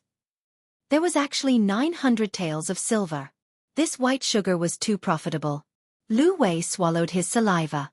In fact, he had only estimated 500 taels in his heart at the beginning. He had calculated wrongly. Woo, however, this 900 taels of silver had to deduct the cost to be what she had earned today. Still, the cost was not high at all. Gu Yundong also secretly took a deep breath. Her eyes lit up. She was finally a millionaire. If she continued to work hard, she would become a billionaire. With money, Gu Yundong became much more generous. She gave 2 taels to everyone present. It's been hard on everyone today. Shao Qingyuan didn't even look at it and directly put away the silver. The 4 members of the Tong family held the silver and beamed with joy. Madame Yang thought for a moment and took a bite. Realizing that it was real, she handed it to Gu Yundong very preciously. Keep it. It won't be lost. Gu Yundong took it. All right, Let me know what you want to buy later. Yunshu stared at the silver in his hand. It was 2 taels. This was 2 taels. A whole 2 taels of silver. The little guy chuckled and put the silver into a small bag in his bag. Yes, he would save it for now. In the future, if his family needed it urgently, he would hand it to his eldest sister. Yunka tilted her head and stared at the silver. She did not know much about 2 taels of silver and did not even know what to buy. She gave it to Yundong. I'll give it to eldest sister. Lu Wei held the silver like a fool. He clearly had more than 1,000 taels of silver with him, but it was not as precious as these 2 taels of silver. He always felt that this was earned through his own hard work. The meaning was different. He put the silver aside and looked at Yundong with sparkling eyes. Girl, how about I be your shopkeeper? In the future, give me 2 taels of silver a day. Every day? That was 60 taels of silver a month. Which shopkeeper would be so expensive? He was robbing money. Yundong smiled insincerely and said, No, you're the eldest young master of the Lu family. You have millions of assets waiting for you to inherit. How can I trouble you with just 2 taels of silver? It's too much of a waste of your talent. It's all right. I don't mind the small amount of money. Anyway, I don't rely on that bit of salary to live. Lu Wei waved his hand, looking very nonchalant. Qingyuan glanced at him. We despise you. Yundong nodded vigorously. Indeed, someone who spoke the truth needed to wake up this wastrel. Lu Wei almost spat out a mouthful of blood. Why? Your price is too high. We can't afford it. How is it high? Look at how much money you earned in a day. 2 taels of silver is not even a fraction. Forget it, 1 tael is fine. Qingyuan ignored him. He turned to Yundong and said, But the shop is indeed short of a shopkeeper and clerks. We can't let you look after the shop every day. Unfortunately, my father isn't around. Dajiang had once been an accountant in a restaurant and had some experience. He was actually the most suitable candidate. Lu Wei stomped his feet at the side. I already said that I'll be the shopkeeper. Qingyuan thought for a moment and said, I have a suitable candidate. Yundong's eyes lit up. Who? Me? Lu Wei shouted. You'll regret it if you don't invite me. I have a lot of connections in this county. Qingyuan and Yundong looked at each other and gave the Tong brothers a look at the same time. The 2 of them quickly dragged Lu Wei away.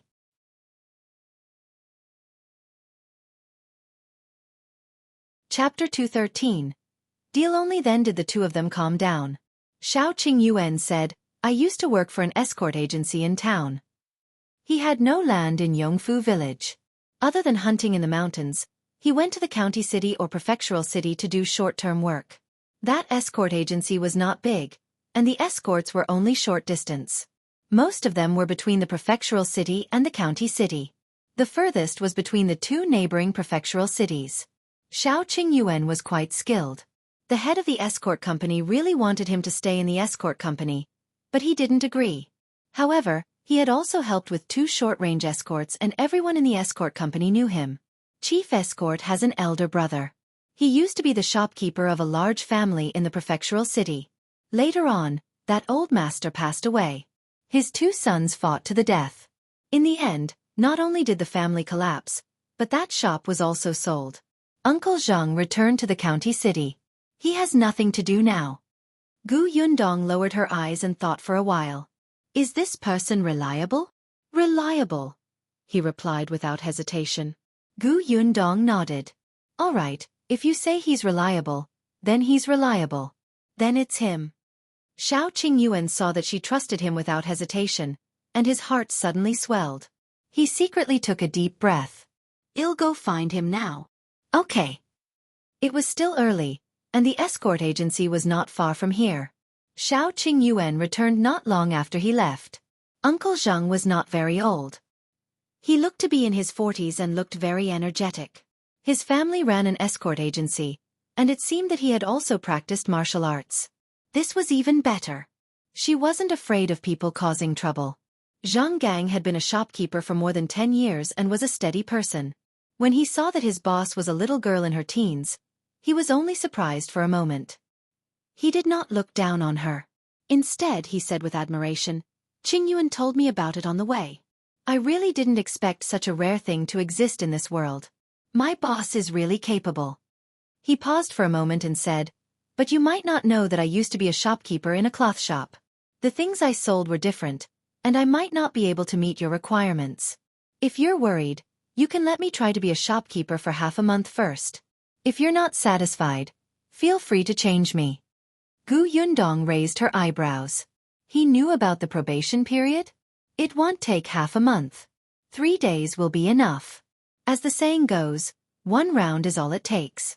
Uncle Zhong used to be the shopkeeper of the cloth shop. In 3 days, you will definitely be proficient in being the shopkeeper of Gus. I will come to Gus for the next 3 days.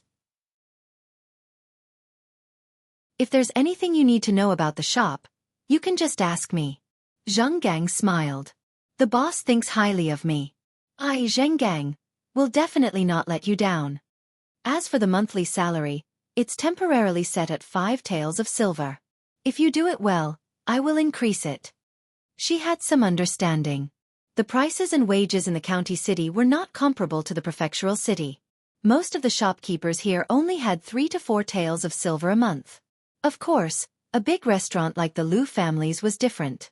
However, if she did well, she would not treat the shopkeeper badly. Zhang Gang immediately nodded. All right. When he was a shopkeeper in the prefectural city, he only earned 5 taels a month. He had worked for many years before raising it by 2 taels. After agreeing on the time for work the next day, Zhang Gang went back. Now that the shopkeeper had been confirmed, she still needed a waiter. This waiter did not necessarily need to be experienced. With Zhang Gang leading him, it was not a big problem to help move the goods in the shop and entertain the customers. The most important thing was to be clever. At the mention of cleverness, a person flashed across Gu Yundong's mind.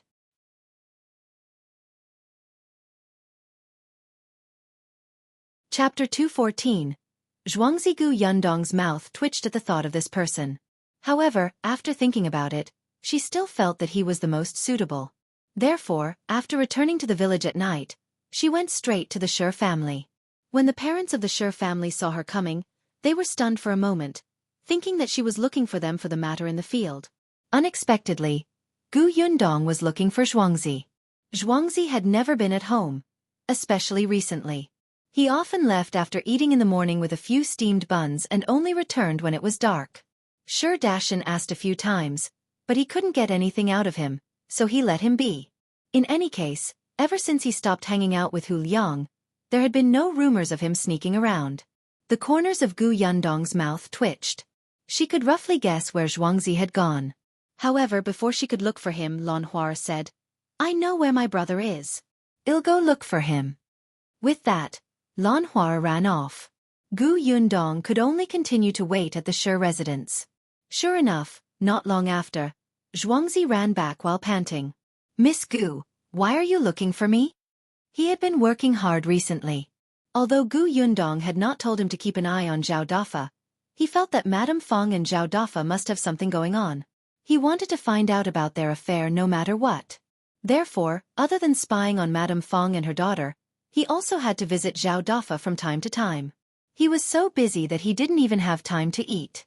But damn it, the two of them had only met once. He didn't know if it was because they had fallen out last time, but there had been no movement since then. Zhuangzi was very worried. If he had known, he would have called the entire village over the last time he saw them alone. He had missed an opportunity. Recently, he had been wondering if he should matchmake them and make them reconcile. Only then could he catch them in the act. Gu Yundong had no idea what he was thinking. She only felt that Zhuangzi seemed to have lost some weight and looked more haggard. It seemed that he was indeed very professional and did his best to do what she instructed him to do. She was relieved. Gu Yundong coughed lightly. "It's like this, Zhuangzi.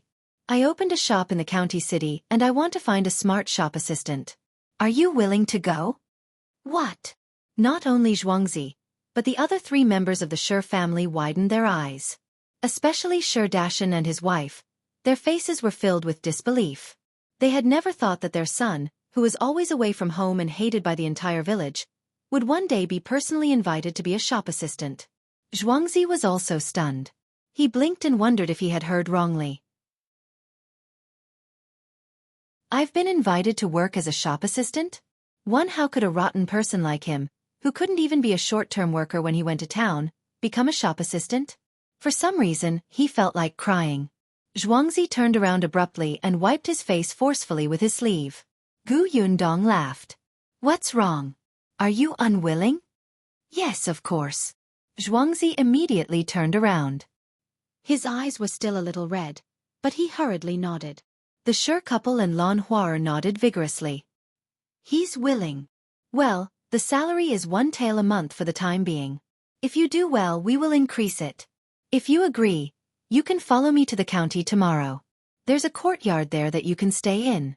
You can come back if you want. If it's too late and you're too tired, you can stay in the shop. Zhuangzi nodded vigorously. 1 tael of silver. He had heard that the shop assistants in the workshop only earned 500 copper coins.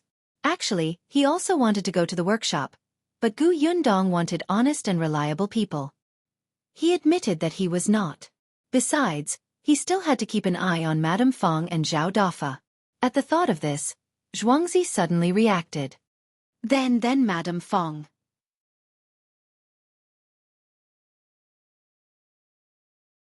Chapter 215. Two people he was most afraid of. Gu Yundong interrupted him. No need. You can come early tomorrow. He had been watching Madame Feng and her daughter for almost a month. Other than asking Zhao Dafa to steal from her house, there was nothing else. Now that her house was guarded by the Tong family, she was not afraid that Madame Feng would find someone to sneak into their house. Besides, there was no reason to guard against thieves for 1,000 days. Her initial thought was to keep an eye on them for a month. Zhuangzi immediately agreed. After Gu Yundong left, he reached out and slapped himself hard. Then he asked his parents, Am I dreaming? It's not a dream. You can really become a worker in the county city. Shi Dashan's honest face was filled with excitement. He patted his shoulder heavily with his rough palm. He also nodded repeatedly. Her son was finally promising. 1 tael of silver a month. Your father and I also have a salary every month now. Now that you have something serious to do, you can get married soon. In the past, her poor son did not have a good reputation. He idled around all day and the matchmakers would take a detour when they saw him. Now, she could even imagine the scene of her hugging her grandson in the near future. Zhuangzi took a deep breath and looked at his parents. He suddenly realized that they were different from before. That's right. Ever since they helped the Gu family manage the orchard, the two of them had been in high spirits and full of energy. Now that he had work to do, their lives would get better in the future. In the end, he looked at Lan Huar and saw that her face was red and excited. He immediately smiled. Wait for me to save up your dowry. The next day, Zhuangzi changed into his best set of clothes and waited at the entrance of the Gu residence before dawn. When Gu Yundong went out, she was almost shocked by the figure in the corner. She thought that Madame Feng had found someone to spy on her as soon as she asked Zhuangzi to come back. When she saw who it was, she wanted to kick him out. Zhuangzi chuckled. Miss Gu. No, boss, do we have to leave? Gu Yundong asked Gu Yunshu, who was also going to school, to get into the carriage before sizing him up. Then, she frowned slightly. Although Zhuangzi was wearing the best clothes, there were still 2 patches on the corner of his shirt. This wouldn't do. The shop assistant was the face of the shop. If he wore patched clothes, others would think that she was abusing her employees and it would affect her reputation. It seemed that she had to think about the work clothes. She asked Zhuangzi to get into the carriage too. The latter shook his head and sat beside Father Tong. I'll sit outside with the old man. Gu Yundong did not try to persuade him anymore. Then, Zhuangzi watched as Shao Qingyuan came out of the Shao family's house. When he saw him sitting on the shaft of the carriage, the guy naturally entered the carriage. Zhuangzi's eyes widened and he shuddered violently. No, he couldn't be afraid. What was there to be afraid of? He hadn't offended Shao Qingyuan. Right, I heard that the workshop is half Shao Qingyuan's, so he also has a share in this shop? Does that mean he's my boss too? The 2 people he was most afraid of were actually his bosses. How did he end up in such a situation? Why did he take things so hard? The carriage entered the county city. Gu Yundong first sent her brother to school, then went to the clothing store and asked Zhuangzi to choose suitable clothes. Zhuangzi was extremely excited. Gift? I can choose anything? Shao Qingyuan's cold gaze shot at him. Zhuangzi suddenly shivered and felt a chill on his neck, as if he would be separated from his head at any time. He moved to the side weakly.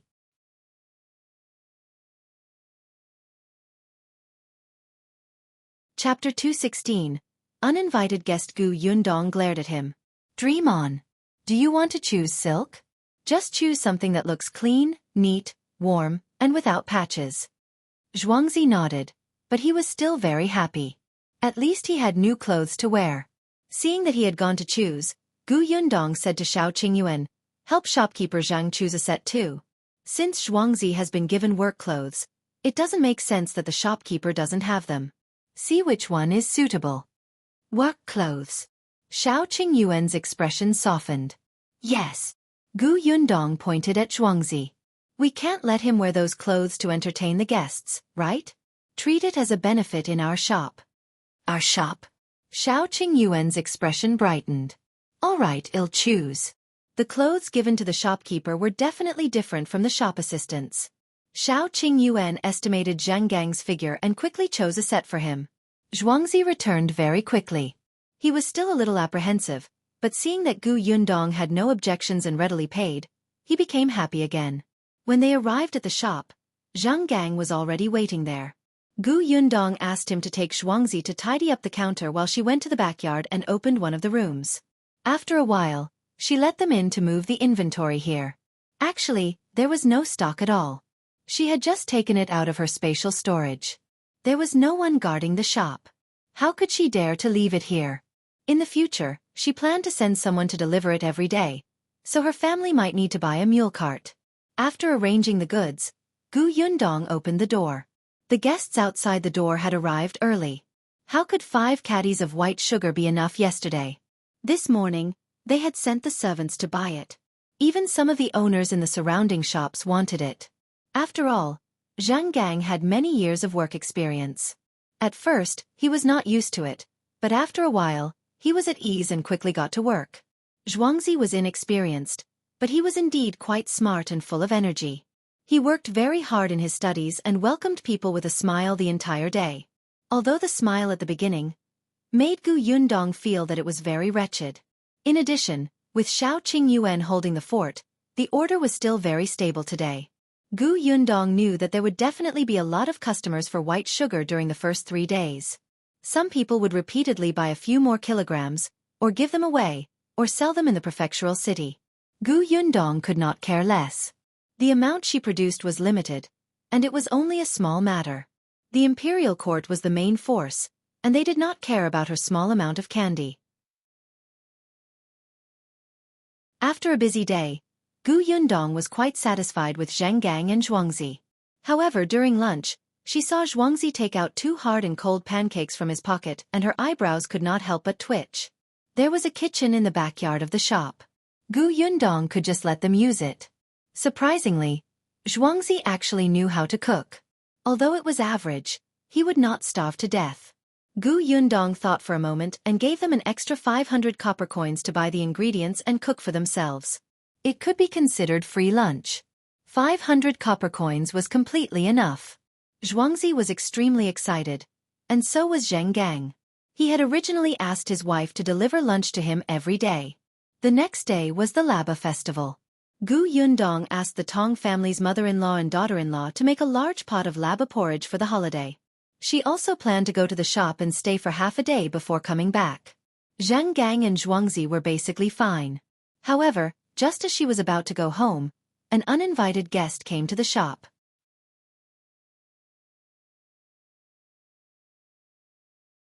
Chapter 217. Finally here it was Nanny Qian. She carried a basket with a smile.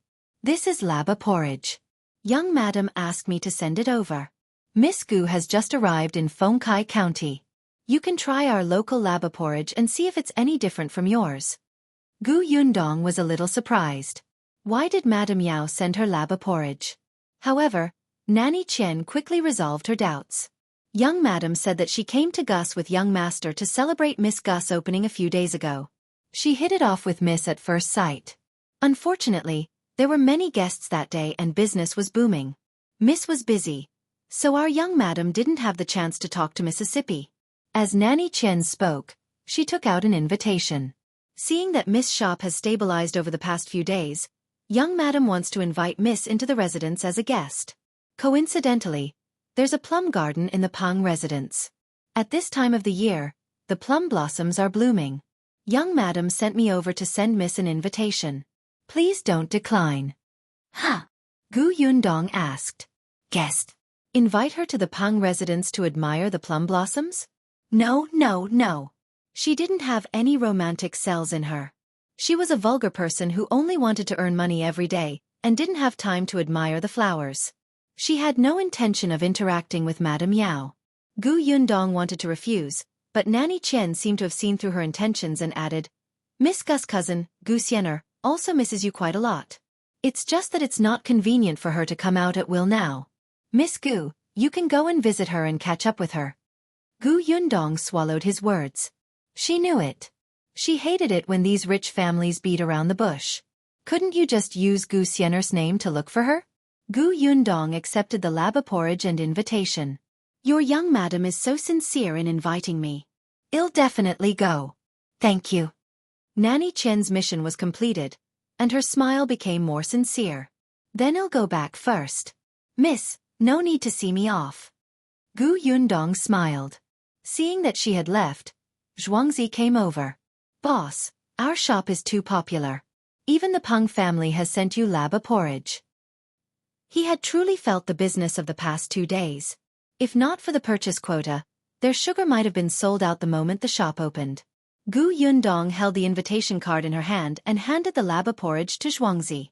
Just nice, you can share this laba porridge. For us to eat? Yeah. Zhuangzi couldn't wait to open the lid. His eyes lit up. The laba porridge in Peng Manor was indeed different. There were many ingredients such as river rice, white fruit, walnut kernels, chestnuts, red dates, longan, and so on. To Zhuangzi, it was even more sumptuous than the Spring Festival's food. Gu Yundong also glanced at it, then retracted her gaze and went back with the invitation. Zhuangzi immediately went to find bowls and chopsticks to share with Zhang Gang. Yongfu village was very lively. The Laba festival was a day to worship ancestors and gods and pray for a bumper harvest and auspicious luck. Every family had more or less prepared laba porridge. Even if the ingredients were not rich, it had to be done. The workshop was not on holiday, but the laba porridge that Gu Yundong had asked the Tong family's mother-in-law and daughter-in-law to cook in the morning was very sweet. She gave everyone in the workshop a big bowl to bring back. Everyone in the workshop looked at the full bowl of laba porridge and their smiles never faded. As expected, working in the Gu family's workshop was simply too good. After eating the porridge, they worked even harder. Gu Yundong had been busy for 2 days and had almost forgotten the date she had agreed on with Madame Yao.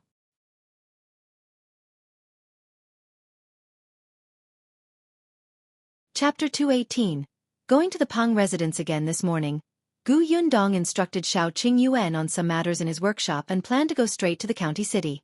Shao Qingyuan knew about Gu Xian'er's relationship with her and was worried. Gu Yundong laughed. I'm not afraid of her. I'll deal with whatever comes my way. It's fine if she knows her place, but if she really dares to approach me, I can teach her how to behave. With that, she was about to leave with Gu Yunshu. Unexpectedly, this little fellow ran straight to the Zhang family. Not long after, he mysteriously carried a huge bag out and climbed into the carriage. Gu Yundong was surprised. What are you bringing to school? The kid blinked, as if wondering if he should tell her.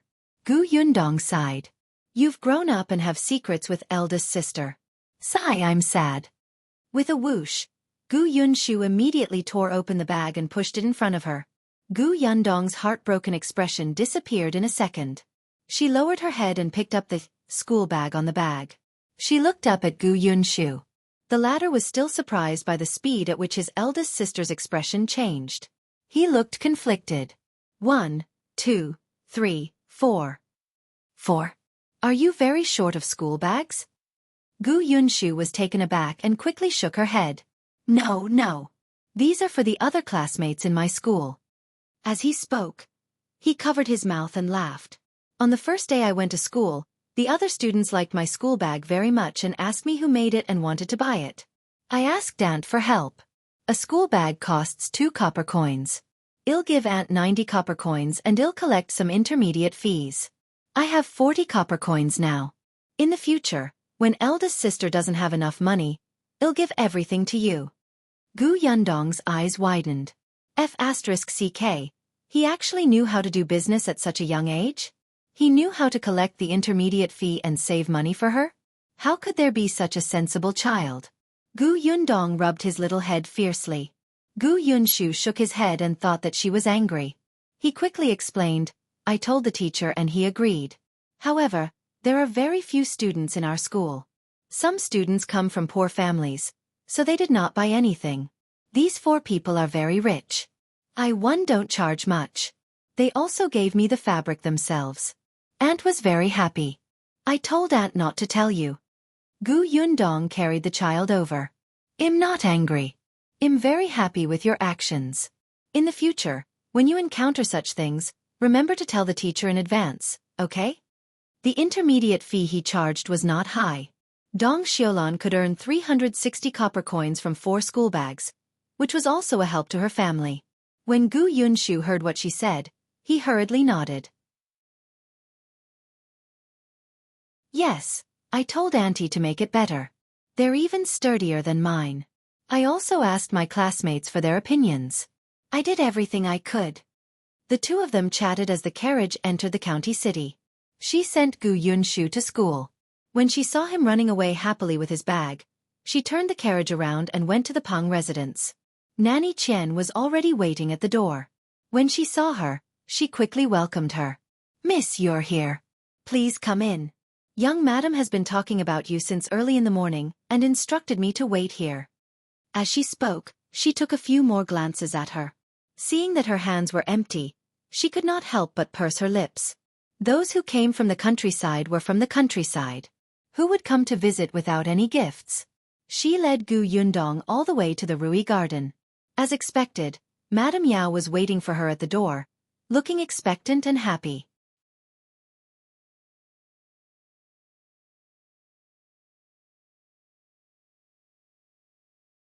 Our master is indeed quite close to young Master Lu, but it's rare to drink tea in a tea house. Didn't they always meet in a brothel? Gu Yundong glanced at her slightly tightened fingers from the corner of her eye and sighed secretly. If you don't believe me, don't ask me. She didn't know what Peng Zhongfei said to her, but it seemed that no matter how she responded, it would make her unhappy. Madame Yao said a few more words to her before saying, Yundong, take a seat first. I'm going to change. I'll be back in a while. When the time comes, we'll go to the plum garden to see the plum blossoms. Okay. Gu Yundong watched her leave with a smile. Madame Yao went out, and Nanny Chen followed behind. As soon as the 2 of them left the Rui Garden, Madame Yao's expression changed. She's just a country girl. She's quite pretentious. She even stammered when I asked her questions. It's obvious that she has something on her mind. Madame Yao stood outside the courtyard and glared inside.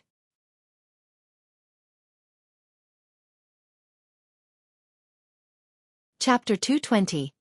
Gu Xian'er's plan. Nanny Chen quickly comforted her. Young madam, don't lower yourself to her level. She's unruly and doesn't know anything. Humph, I think she's very smug. I said that master was protecting her, and she shamelessly admitted it. Pitiful?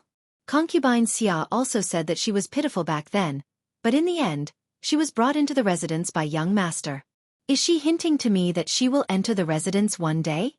Nanny Chen nodded repeatedly and echoed. Her thoughts were seen through by young madam at a glance. Madame Yao was furious. In the past, there was a concubine Xia who would beat around the bush and refuse to speak honestly. In the end, she turned around and complained to her master. This Gu Yundong was the same as concubine Xia. They were not good people. I asked her how she got to know master. She even deliberately mentioned young Master Lu to suppress me. She's very smug about knowing young Master Lu. The more Madame Yao spoke, the angrier she became. She took 2 deep breaths before calming down. Nanny Chen did not dare to speak. Madame Yao slowly calmed down and asked softly, "Young madam, what should we do next?" "Then where is Xian'er?" "Over by the plum gardens." Madame Yao narrowed her eyes slightly. "Have you found out what Xian'er wants to do?" At the mention of this, Nanny Chen could not help but sneer. "She's stupid and poisonous. She found the scar-faced servant in the residence who poured the night utensils and wanted that servant to break that Gu girl's body and make the two of them a couple." Nanny Chen had been keeping an eye on Xian'er for the past few days because she wanted to know her plan. She didn't expect that after thinking about it, the girl would come up with such a bad idea. She didn't even think about it. If young master really valued the Gu girl, he would definitely investigate what happened in the residence. The first person to be punished would be Xian'er. Those who came from the countryside were from the countryside. Even after staying in the residence for a few months, they were still like this. "Except, young madam, will this matter implicate you?" Madame Yao said nonchalantly, "I only invited Gu Yundong over as a guest. It was the 2 sisters who had a conflict. The one who committed the crime will be Xian'er. What has it got to do with me? At most, I'll be reprimanded by master. Would he punish me for a broken girl?" With that, Madame Yao returned to the Rui garden. When she saw Gu Yundong sitting there quietly, she immediately smiled. "Sister Yundong, you've waited for a long time. Let's go. The plum garden is over there and not far away. It's a good season for plum blossoms to bloom. The scenery is extremely beautiful." Gu Yundong followed her to the plum garden and indeed saw Xian'er there. Seeing this, Madame Yao smiled and said, "I heard that the 2 of you are cousins. You've been separated for so long, so you must have a lot to talk about. Why don't you take a walk in the plum garden? I won't disturb you any more. I'll go over there and pick a few plum blossoms." Xian'er was about to agree. But Gu Yundong shook her head and said, "No need. Sister Yao probably doesn't know. Although she and I are cousins, our relationship has never been good, so there's nothing much to say. I'll go pick plum blossoms with Sister Yao. I wonder if it's convenient for me to bring a few back." Xian'er. Madame Yao was speechless. Nanny Chen was also speechless. However, Gu Yundong was the first to walk into the garden. She looked slightly happy. "Why do I have to listen to you? Do I have to jump down obediently even though I know it's a trap?" Madame Yao frowned deeply. If Gu Yundong was not alone with Xian'er, how could they fight? Xian'er was furious. She had already made arrangements. Why couldn't Gu Yundong be more obedient?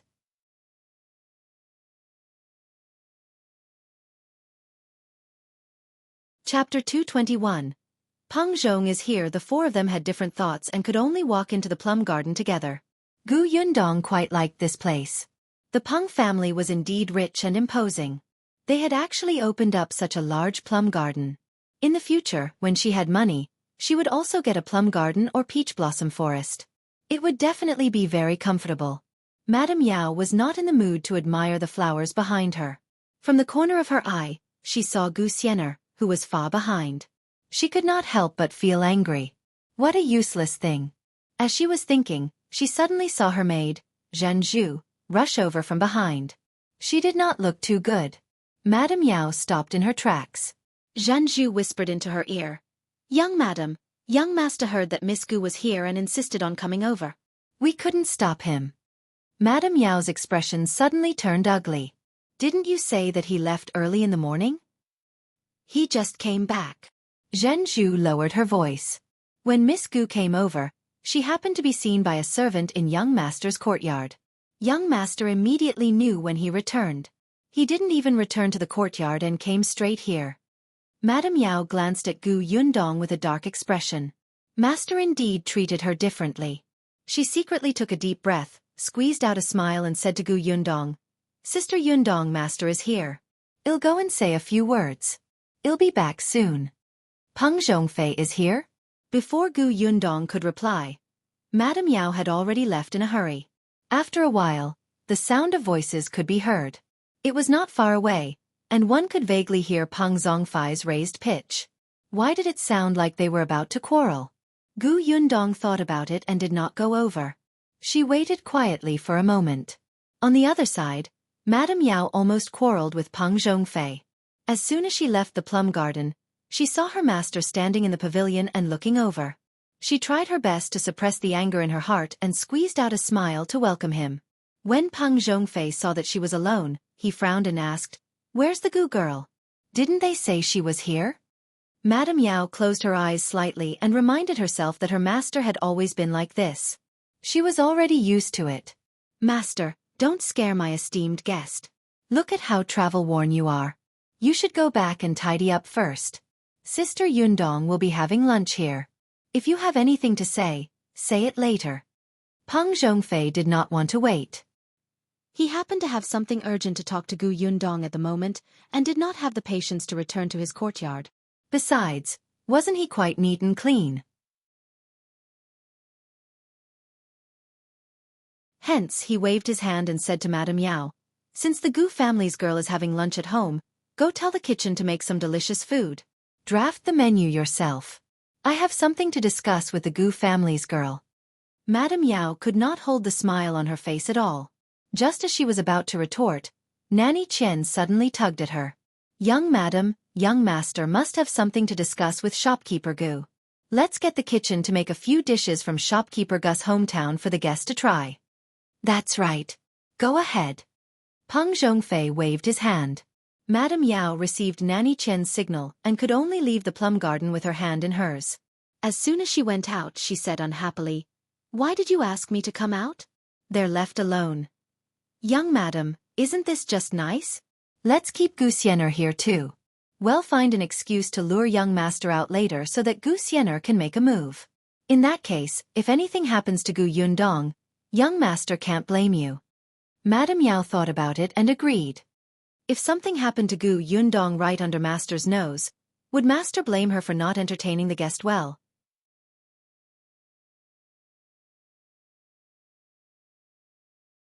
Chapter 222.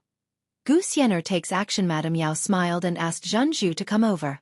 She instructed her in a low voice. "Go and find Xian'er, who is by Concubine Xia's side. Tell her to tell Concubine Xia about master and Gu Yundong being alone in the plum garden." "Young madam, you're killing 3 birds with 1 stone." Nanny Chen smiled until the wrinkles on her face moved. Madame Yao took a handkerchief and laughed softly. "Let's go to the kitchen and prepare a feast to entertain the esteemed guest according to master's instructions." Yes. The master and servant walked further and further away. As for Gu Yundong, she walked out of the forest just as Madame Yao and Peng Zhongfei's conversation ended. Unfortunately, she was still a step too late. There was no sign of Madame Yao outside. There was only Peng Zhongfei, whose eyes lit up when he saw her. Gu Yundong secretly held his forehead. "Where's your wife?" "Oh, I sent her to the kitchen to arrange the dishes. I have something to discuss with you. She's a hindrance." Gu Yundong was speechless. Damn, this person's eek must be negative. No wonder Madame Yao looked at him as if he was an enemy. It was simply because this person had it coming. He was shameless, but she still wanted her reputation. It was one thing to have a scandal with others, but with Peng Zhongfei? No, she didn't want to. He had no looks and no character. Gu Yundong turned around and left, completely ignoring him. However, Peng Zhongfei really had something on and followed behind her. "Don't leave. I want to talk to you about the workshop." Gu Yundong stopped in her tracks. Forget it. If she wanted to go out directly, she did not know which way to go. There were people coming and going outside the plum garden. There would be more rumors when they saw them. Madame Yao had already let them be alone. They had probably already decided in their hearts.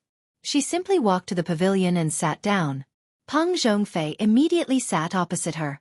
"I didn't have a chance to talk properly in your shop last time. There's a question I've been wanting to ask for a long time. When did you become so familiar with Lu Wei? Didn't you just meet for the first time in my residence last time?"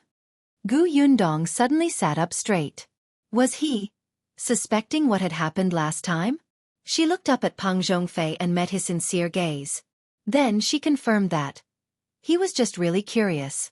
Gu Yundong coughed lightly and said, "Didn't Lu Wei find someone to bring him into the mountains to hunt some time ago? The person he found happened to be my neighbor. After a while, we became familiar with each other." Peng Zhongfei nodded. This topic was over. But did you really not collaborate with the Lu family in your sugar business? No. Peng Zhongfei leaned forward. Then how about we cooperate? Gu Yundong gave him a strange look. The Peng family should know who was taking the bulk of the sugar benefits now, right? How dare he say that? However, Peng Zhongfei was different from what she thought. I heard that your workshop hasn't been built yet? Gu Yundong was about to nod when she saw a figure walking over from the corner of her eye. She looked up and saw Gu Xian'er carrying 2 cups of tea over. Peng Zhongfei also saw it and was instantly dissatisfied. Didn't I tell you all to go down? Gu Xian'er lowered her head obediently. Young madam instructed this servant to serve young master and the esteemed guest well. This servant is just here to serve tea. Peng Zhongfei was a little thirsty, so he nodded. Gu Yundong saw that the colors of the 2 cups of tea were different. She thought for a moment and asked, "What tea is this?" "This is Qihong. Young master's is pure tea." Gu Yundong swapped the 2 cups of tea. "I've never had pure before." "Young master Peng, do you mind exchanging with me?"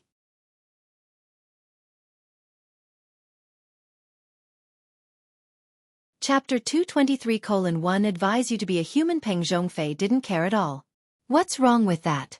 You haven't drunk pure before. Coincidentally, I have it at home. I'll get the servants to prepare some for you later.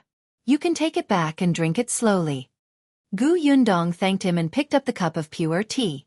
From the corner of her eye, she saw Gu Xian'er's motionless expression. Ha! She changed the tea, but Gu Xian'er was actually indifferent? Could it be that she was wrong and Gu Xian'er did not tamper with the tea? On the other side, Peng Zhongfei had already picked up Qihong and taken 2 sips.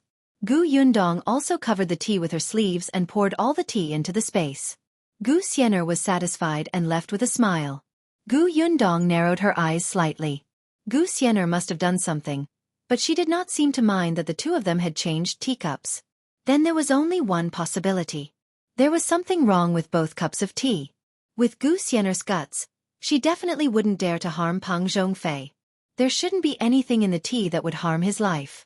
Gu Yundong thought about it and felt that there was a 50% chance that she had added something arousing. If that was really the case, Gu Xian'er wanted something to happen between her and Peng Zhongfei. Then, Peng Zhongfei might take her in. Coupled with Madame Yao's personality, she might be jealous and kill her out of jealousy. Gu Yundong was disgusted by Gu Xian'er's actions.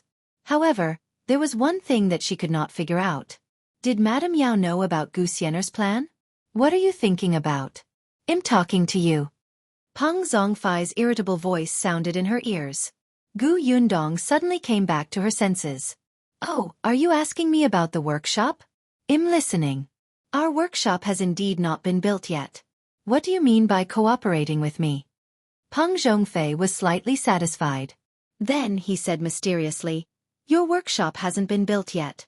It's just nice. I just got a workshop. It's not far from your village. How about I let you use it? But can you sell me more white sugar? I need at least 50 kilograms a day. 5 kilograms is too little. 50 kilograms. When he sold it, he did not know how much money he could earn. The higher-ups meant that they could not get involved in Gu Yundong's sugar business, but this was a normal transaction and was not against the rules. Gu Yundong exclaimed, "A workshop not far from our village? Did you buy it?" "That's right. I bought it. I spent 10 taels of silver and got something for free. I got a workshop and the owner gave his daughter to me as a concubine." His disdainful expression was very annoying. Gu Yundong could not help but frown. She felt that there was something wrong with his words.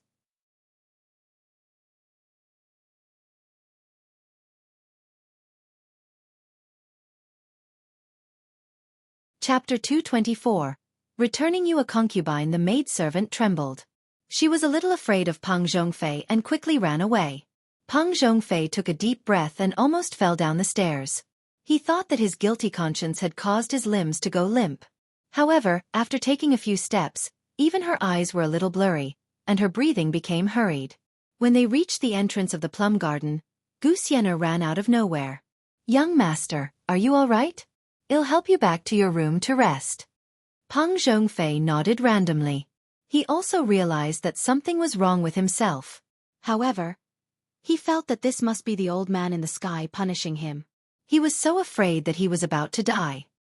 He was about to lose his mind when he instructed his servant, "You quickly let the woman I just brought back home. Return the workshop and give some silver to her." The servant held his other side and hurriedly nodded. "I understand. Master, you look sick. Shall I call the doctor?" Xian'er instantly became nervous. Just as she was about to find an excuse, Peng Zhongfei waved his hand. "No need. I'm fine. Hurry up and do what I instructed. I'll be fine after resting for a while." Deep down, he felt that as long as he made up for her, he would be fine. "Hurry up and go. I don't need your help."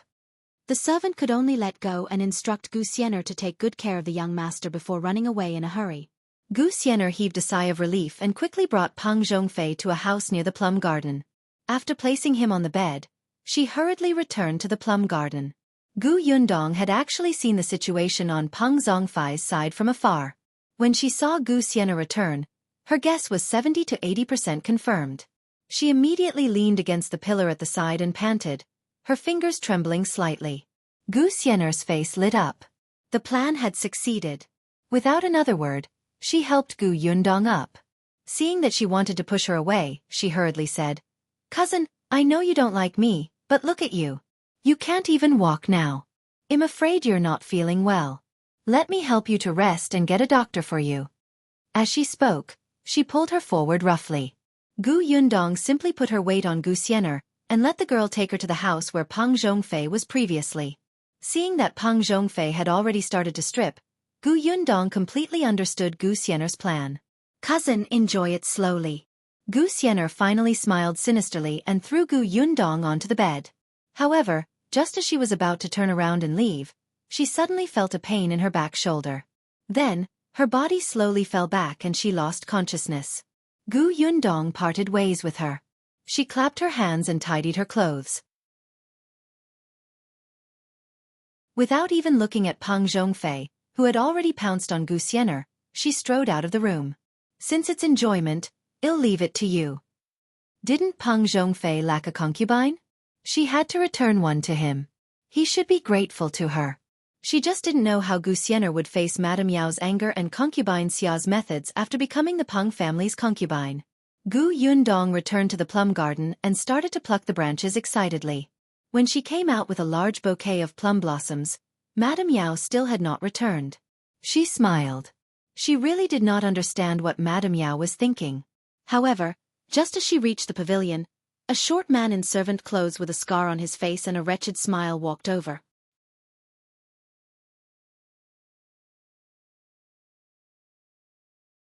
Chapter 225. Madame Yao has fainted. Gu Yundong had just frowned when she heard him ask, "You're Miss Gu, right? Are you feeling unwell? Do you feel very hot? Do you need my help?" As he spoke, he approached her. In the next moment, a stench assaulted her face. Gu Yundong was so frightened that she immediately took a step back. "Stop right there. Don't come over. I'm fine. I'm not feeling unwell. I don't need your help." The man frowned. The scar on his face became more distorted because of this action, and he looked a little fierce. Gu Yundong could not figure out where this person came from, but his question was very strange, as if he had guessed what would happen to her. Seeing that the man was coming forward again, Gu Yundong immediately walked out of the plum garden. The man immediately chased after her. Because of the smell on his body, Gu Yundong had no intention of fighting him. She broke into a run. Not far from the plum garden, she happened to see Madame Yao and her servant. However, the two of them were chatting and laughing. Instead of going to the plum garden, they went to the Rui garden. Gu Yundong sneered and rushed in front of Madame Yao. "Young madam, what do you mean? Is this how you entertain guests? It's fine if you left on your own, but your master has also left. I can't even find him in the plum garden. I even met such a strange person.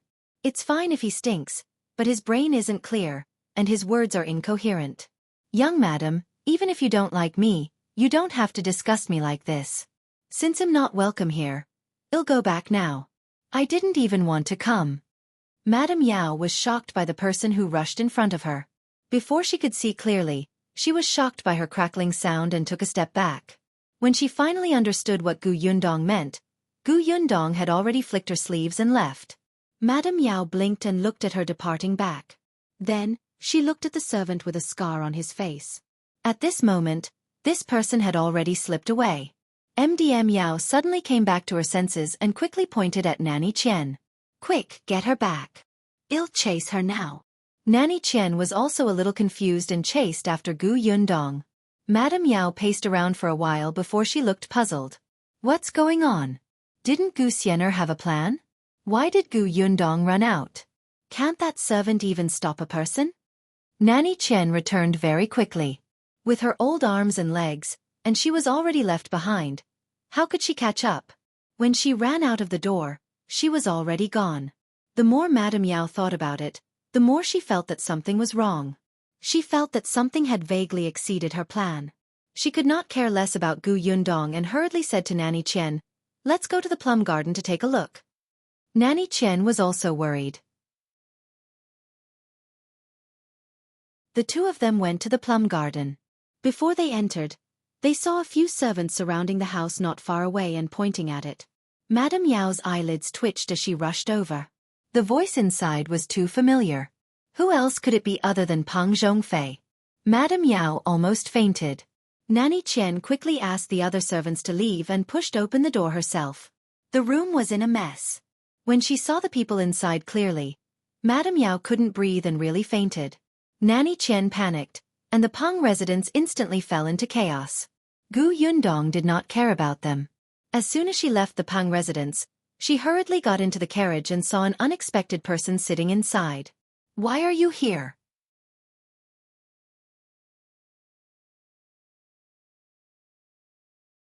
Chapter 226. Bringing news of the Peng residence. Shao Qingyuan couldn't be bothered to answer. However, when he saw her anxious expression, he immediately became nervous. "How are you? What could possibly happen to me?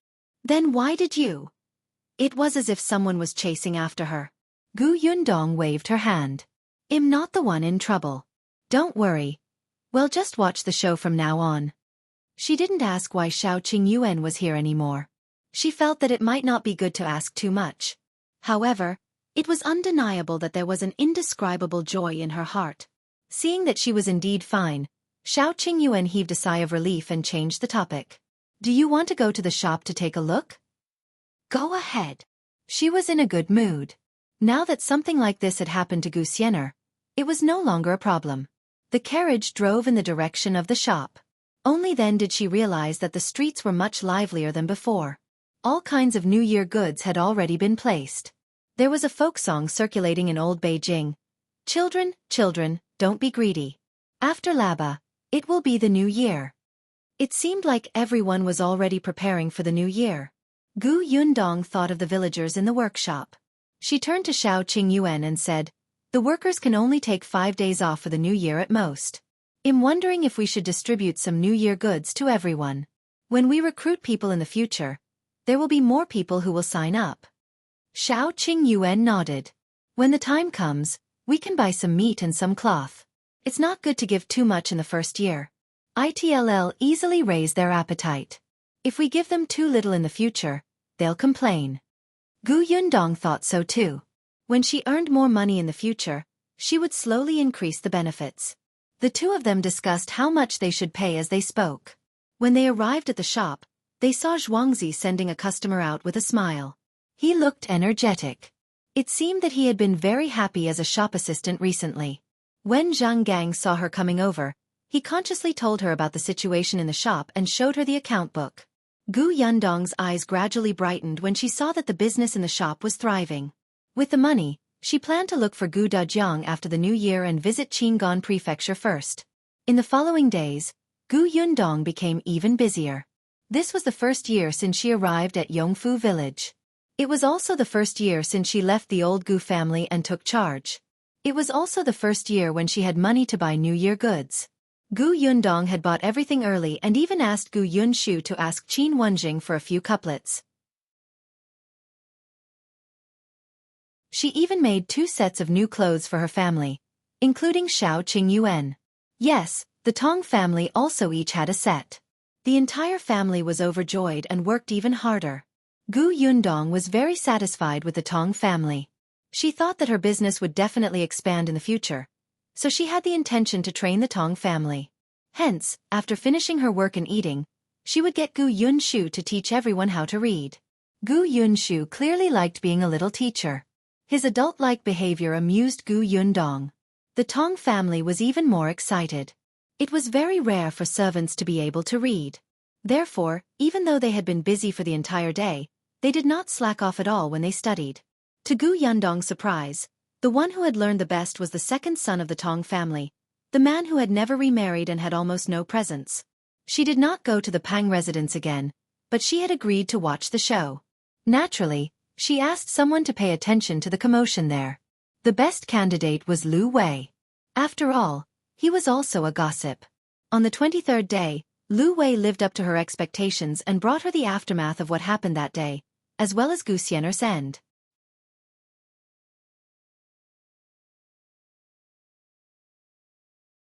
Chapter 227.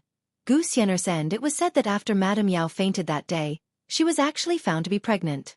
It was said that Gu Xian'er had become Peng Zhongfei's concubine. She was not Peng Zhongfei's type to begin with. He wanted a curvaceous woman. Gu Xian'er's figure was average. She grew up in the countryside in the past and had not grown well. She was so shriveled that no one was interested. Moreover, her face was not outstanding. At the very least, although Gu Yundong's figure did not meet his standards, her face was good-looking. However, Gu Xian'er didn't have anything and didn't seem very smart. Peng Zhongfei despised her very much. He didn't even plan to give her the identity of a concubine. In any case, he was only sleeping with a maid. He did not sleep with just one maid in the residence. Did he have to be responsible for every one of them? Peng Zhongfei was a scumbag. He would abandon any girl he had slept with. However, Gu Xian'er was indignant. She knew that there was no way to salvage the situation, especially since she was caught red-handed by Madame Yao. If she was just a maidservant, she believed that she would be a corpse tomorrow. Hence, she cried and told Peng Zhongfei that she was Gu Yundong's cousin. Gu Xian'er could tell that Peng Zhongfei definitely had feelings for Gu Yundong. It was because of this that she changed her mind and drugged Peng Zhongfei. She was also afraid that if that servant broke Gu Yundong's virginity, Peng Zhongfei would investigate thoroughly in anger. At that time, she would definitely be punished. Therefore, she changed her mind at the last minute and made Gu Yundong Peng Zhongfei's concubine. She would also become a thorn in Madame Yao and Concubine Xia's side. This way, she did not have to do it herself. Gu Yundong would be killed by these two people. Unexpectedly, she was the one who fell into the trap. Gu Xian'er hated Gu Yundong to death. If possible, she wanted to strangle her to death with her own hands. However, she did not have the time. She could not even take care of herself. How could she have the time to find trouble with Gu Yundong? Her life was more important. She even had to use Gu Yundong's name to save her life. What happened after that? Gu Yundong could not help but twitch his lips. She did not expect Gu Xian'er to be so quick-witted. However, as her protective umbrella, she felt very disgusted. Lu Wei said mysteriously, as the saying goes, "What makes you may also destroy you." Gu Xian'er did use her identity as your cousin to become a concubine, but Concubine Xia didn't know that your relationship wasn't good. She thought that the two of you had joined forces to enter the Peng residence to snatch her love. Therefore, Concubine Xia felt that Gu Xian'er was a huge problem. If she didn't get rid of her, Peng Zhongfei would be in the hands of the two sisters sooner or later. She would be completely thrown into the cold palace. How could she do that? Getting rid of Gu Xian'er became the thing she needed to do the most. Not only did she want to get rid of Gu Xian'er, but she also wanted to take the opportunity to deal with Madame Yao. Hence, Madame Yao lost her child because of Gu Xian'er. Madame Yao hated her to death. However, Peng Zhongfei had only given her a small punishment because of Gu Xian'er and Gu Yundong. Madame Yao was not satisfied. She told Peng Zhongfei that the two of them were like fire and water. That day in the plum garden, Gu Xian'er had wanted to set Gu Yundong up with the servant who poured the urine. In the end, Gu Yundong was fine and she climbed into young master's bed. When Peng Zhongfei heard this, He was even more convinced that Gu Yundong had been blessed by someone to escape safely. After further investigation, Madame Yao was indeed telling the truth. Peng Zhongfei hated Gu Xian'er to the core and handed her over to Madame Yao to deal with. He originally wanted to punish Madame Yao. He was not a fool and naturally knew that there was something wrong with Madame Yao. However, she had already aborted the child. It was fine if she said a few words, but he completely hated Madame Yao. When Lu Wei said this, he even added with a smile, "Oh right, Peng Zhongfei also asked me to pass you a message."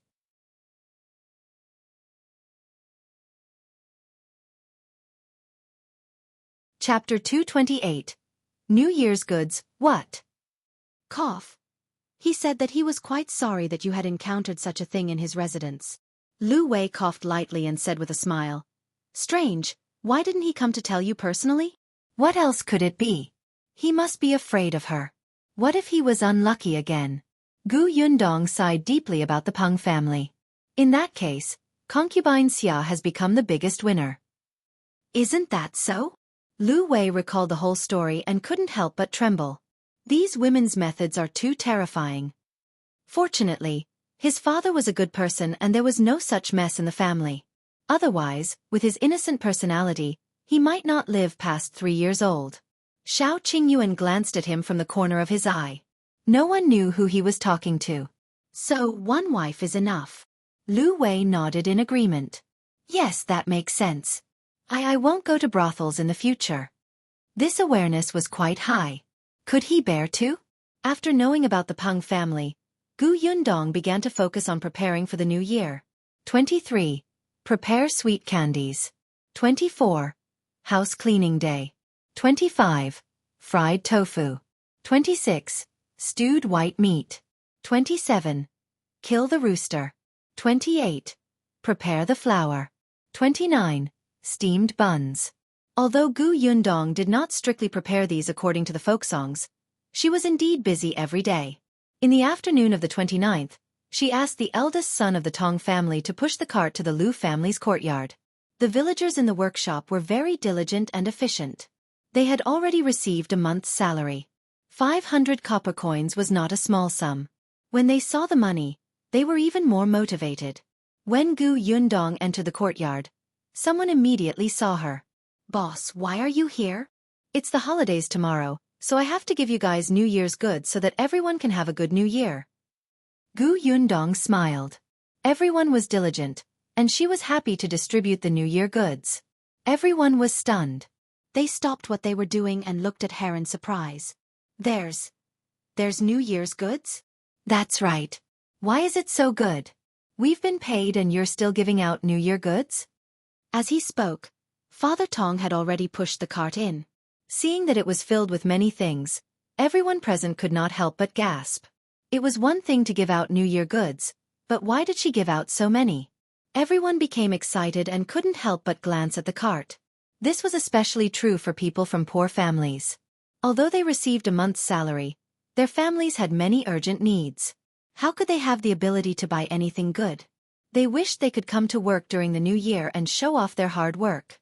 That way, the Gu family would recruit them again. Gu Yundong walked to a step in the Lu family's courtyard. Unfortunately, she was still growing. Even if she stood on the step, she would only be looked at from above. She could not help but tiptoe a little. After a while, she gave up and said as if nothing had happened, "Everyone has worked hard recently. It's the new year, so it's only right to give out some rewards. Let's be happy together." Everyone immediately beamed with joy. They had just seen that there were many good things on it. They were better than what they had bought themselves. They had also heard about bosses who gave out New Year goods, but the things those people gave were not worth much. What's more, they were short-term workers. After the new year, they would rest for a while. Gu Yundong coughed lightly. "Next, those whose names I call, come forward and receive them one by one. I don't want to miss out on anyone." All right, someone replied. Then, as if he had thought of something, he hurriedly said, "Hi, I'll go wash my hands. I'll be back soon."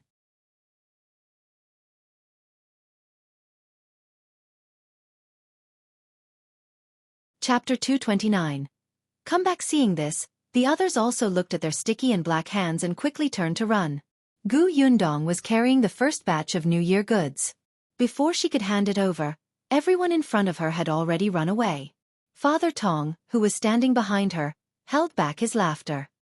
He simply lowered his head and began to organize the things on the cart, looking very busy. Gu Yundong was speechless. She pretended that nothing had happened. Soon, the person who went out ran back and stood in front of Gu Yundong, scratching his head and laughing. Gu Yundong was also helpless. She held cloth in her left hand and pork in her right. Then, she started to call out names. Wang Xuanzi, 2 caddies of pork, half a caddy of brown sugar, and half a piece of cloth. The man called Wang Xuanzi was so excited that his eyes turned red. He stretched out his trembling hands and took it over after a long time. The next moment, he wiped his eyes fiercely. "Boss, thank you. Thank you." His family didn't even have a new set of clothes for the new year. Now that they had cloth, he could finally make a full set for his wife and children. They could also eat meat. Gu Yundong smiled and said deliberately, "After receiving the New Year's goods, you have to work hard. You will only rest tomorrow." Wang Xuanzi nodded repeatedly. "Yes, I'll definitely do my best. I'll go to work now." He carefully placed the things in a clean basket at the side, and immediately went to tidy up the sugarcane in high spirits. Gu Yundong did not stop him and continued to call the next person's name. "Su Huar. I'm here." Gu Yundong handed the things to her. Like Wang Xuanzi, she immediately put them down and went to work. One by one, their names were called over. After receiving the gifts one by one, they were the same as the previous person. Soon, most of the items on the cart were distributed. Gu Yundong looked at their satisfied and excited expressions. She smiled and left with Father Tong. There was still the Sure couple left. She carried the gifts over. Now, the Sure couple was helping her manage the orchard. Because the 30 acres of sugarcane had just been planted, there were not many things to do. The other 50 acres of land in the neighboring village had also begun to be sorted out. When spring came, they would plant fruits. The Sure couple was busy with the sugarcane fields, so they found Gaoxing's father, Zhao Zhu, to help with the fields in the neighboring village. Gu Yundong brought an extra batch of New Year goods and asked Sure Dashan to give it to Zhao Zhu. As for Zhong and Zhuangzi, they were the same. The Sure family had a good New Year this year. The 3 members of the family worked for Gu Yundong. Just the meat alone was 6 caddies. If they couldn't finish it, they would marinate it. The surrounding neighbors were envious. In the past, the Sure family was the poorest family in their area. Unexpectedly, they could not even finish eating meat. However, it was also because of this that everyone in the village knew that working in the Gu family's workshop would earn them extra things for the new year. All of them rubbed their palms together, thinking that they would definitely fight for it the next time the Gu family recruited workers. Qin Wanzheng and the Lu family were also given New Year goods. After the New Year's goods were distributed, the workshop temporarily stopped work and the shop was closed. The next day was New Year's Eve. Gu Yundong prepared everyone's red packets and even went to the county to buy firecrackers and fireworks. She was waiting for them to be lit at night. The entire village was very lively on New Year's Eve. Many people would stay up through the night for the new year. As soon as it was dark, the firecrackers in the village crackled. After this house was finished, there was the next one. There was almost no break in between. Zhang Jia of the Zhang family also brought his younger siblings out to set off firecrackers. He even greeted Gu Yundong when he saw her. The 3 children's faces were red. In the past, their families were poor. Although they had firecrackers, they could only buy a small batch. This year, they had bought a large bunch of firecrackers. "Hey,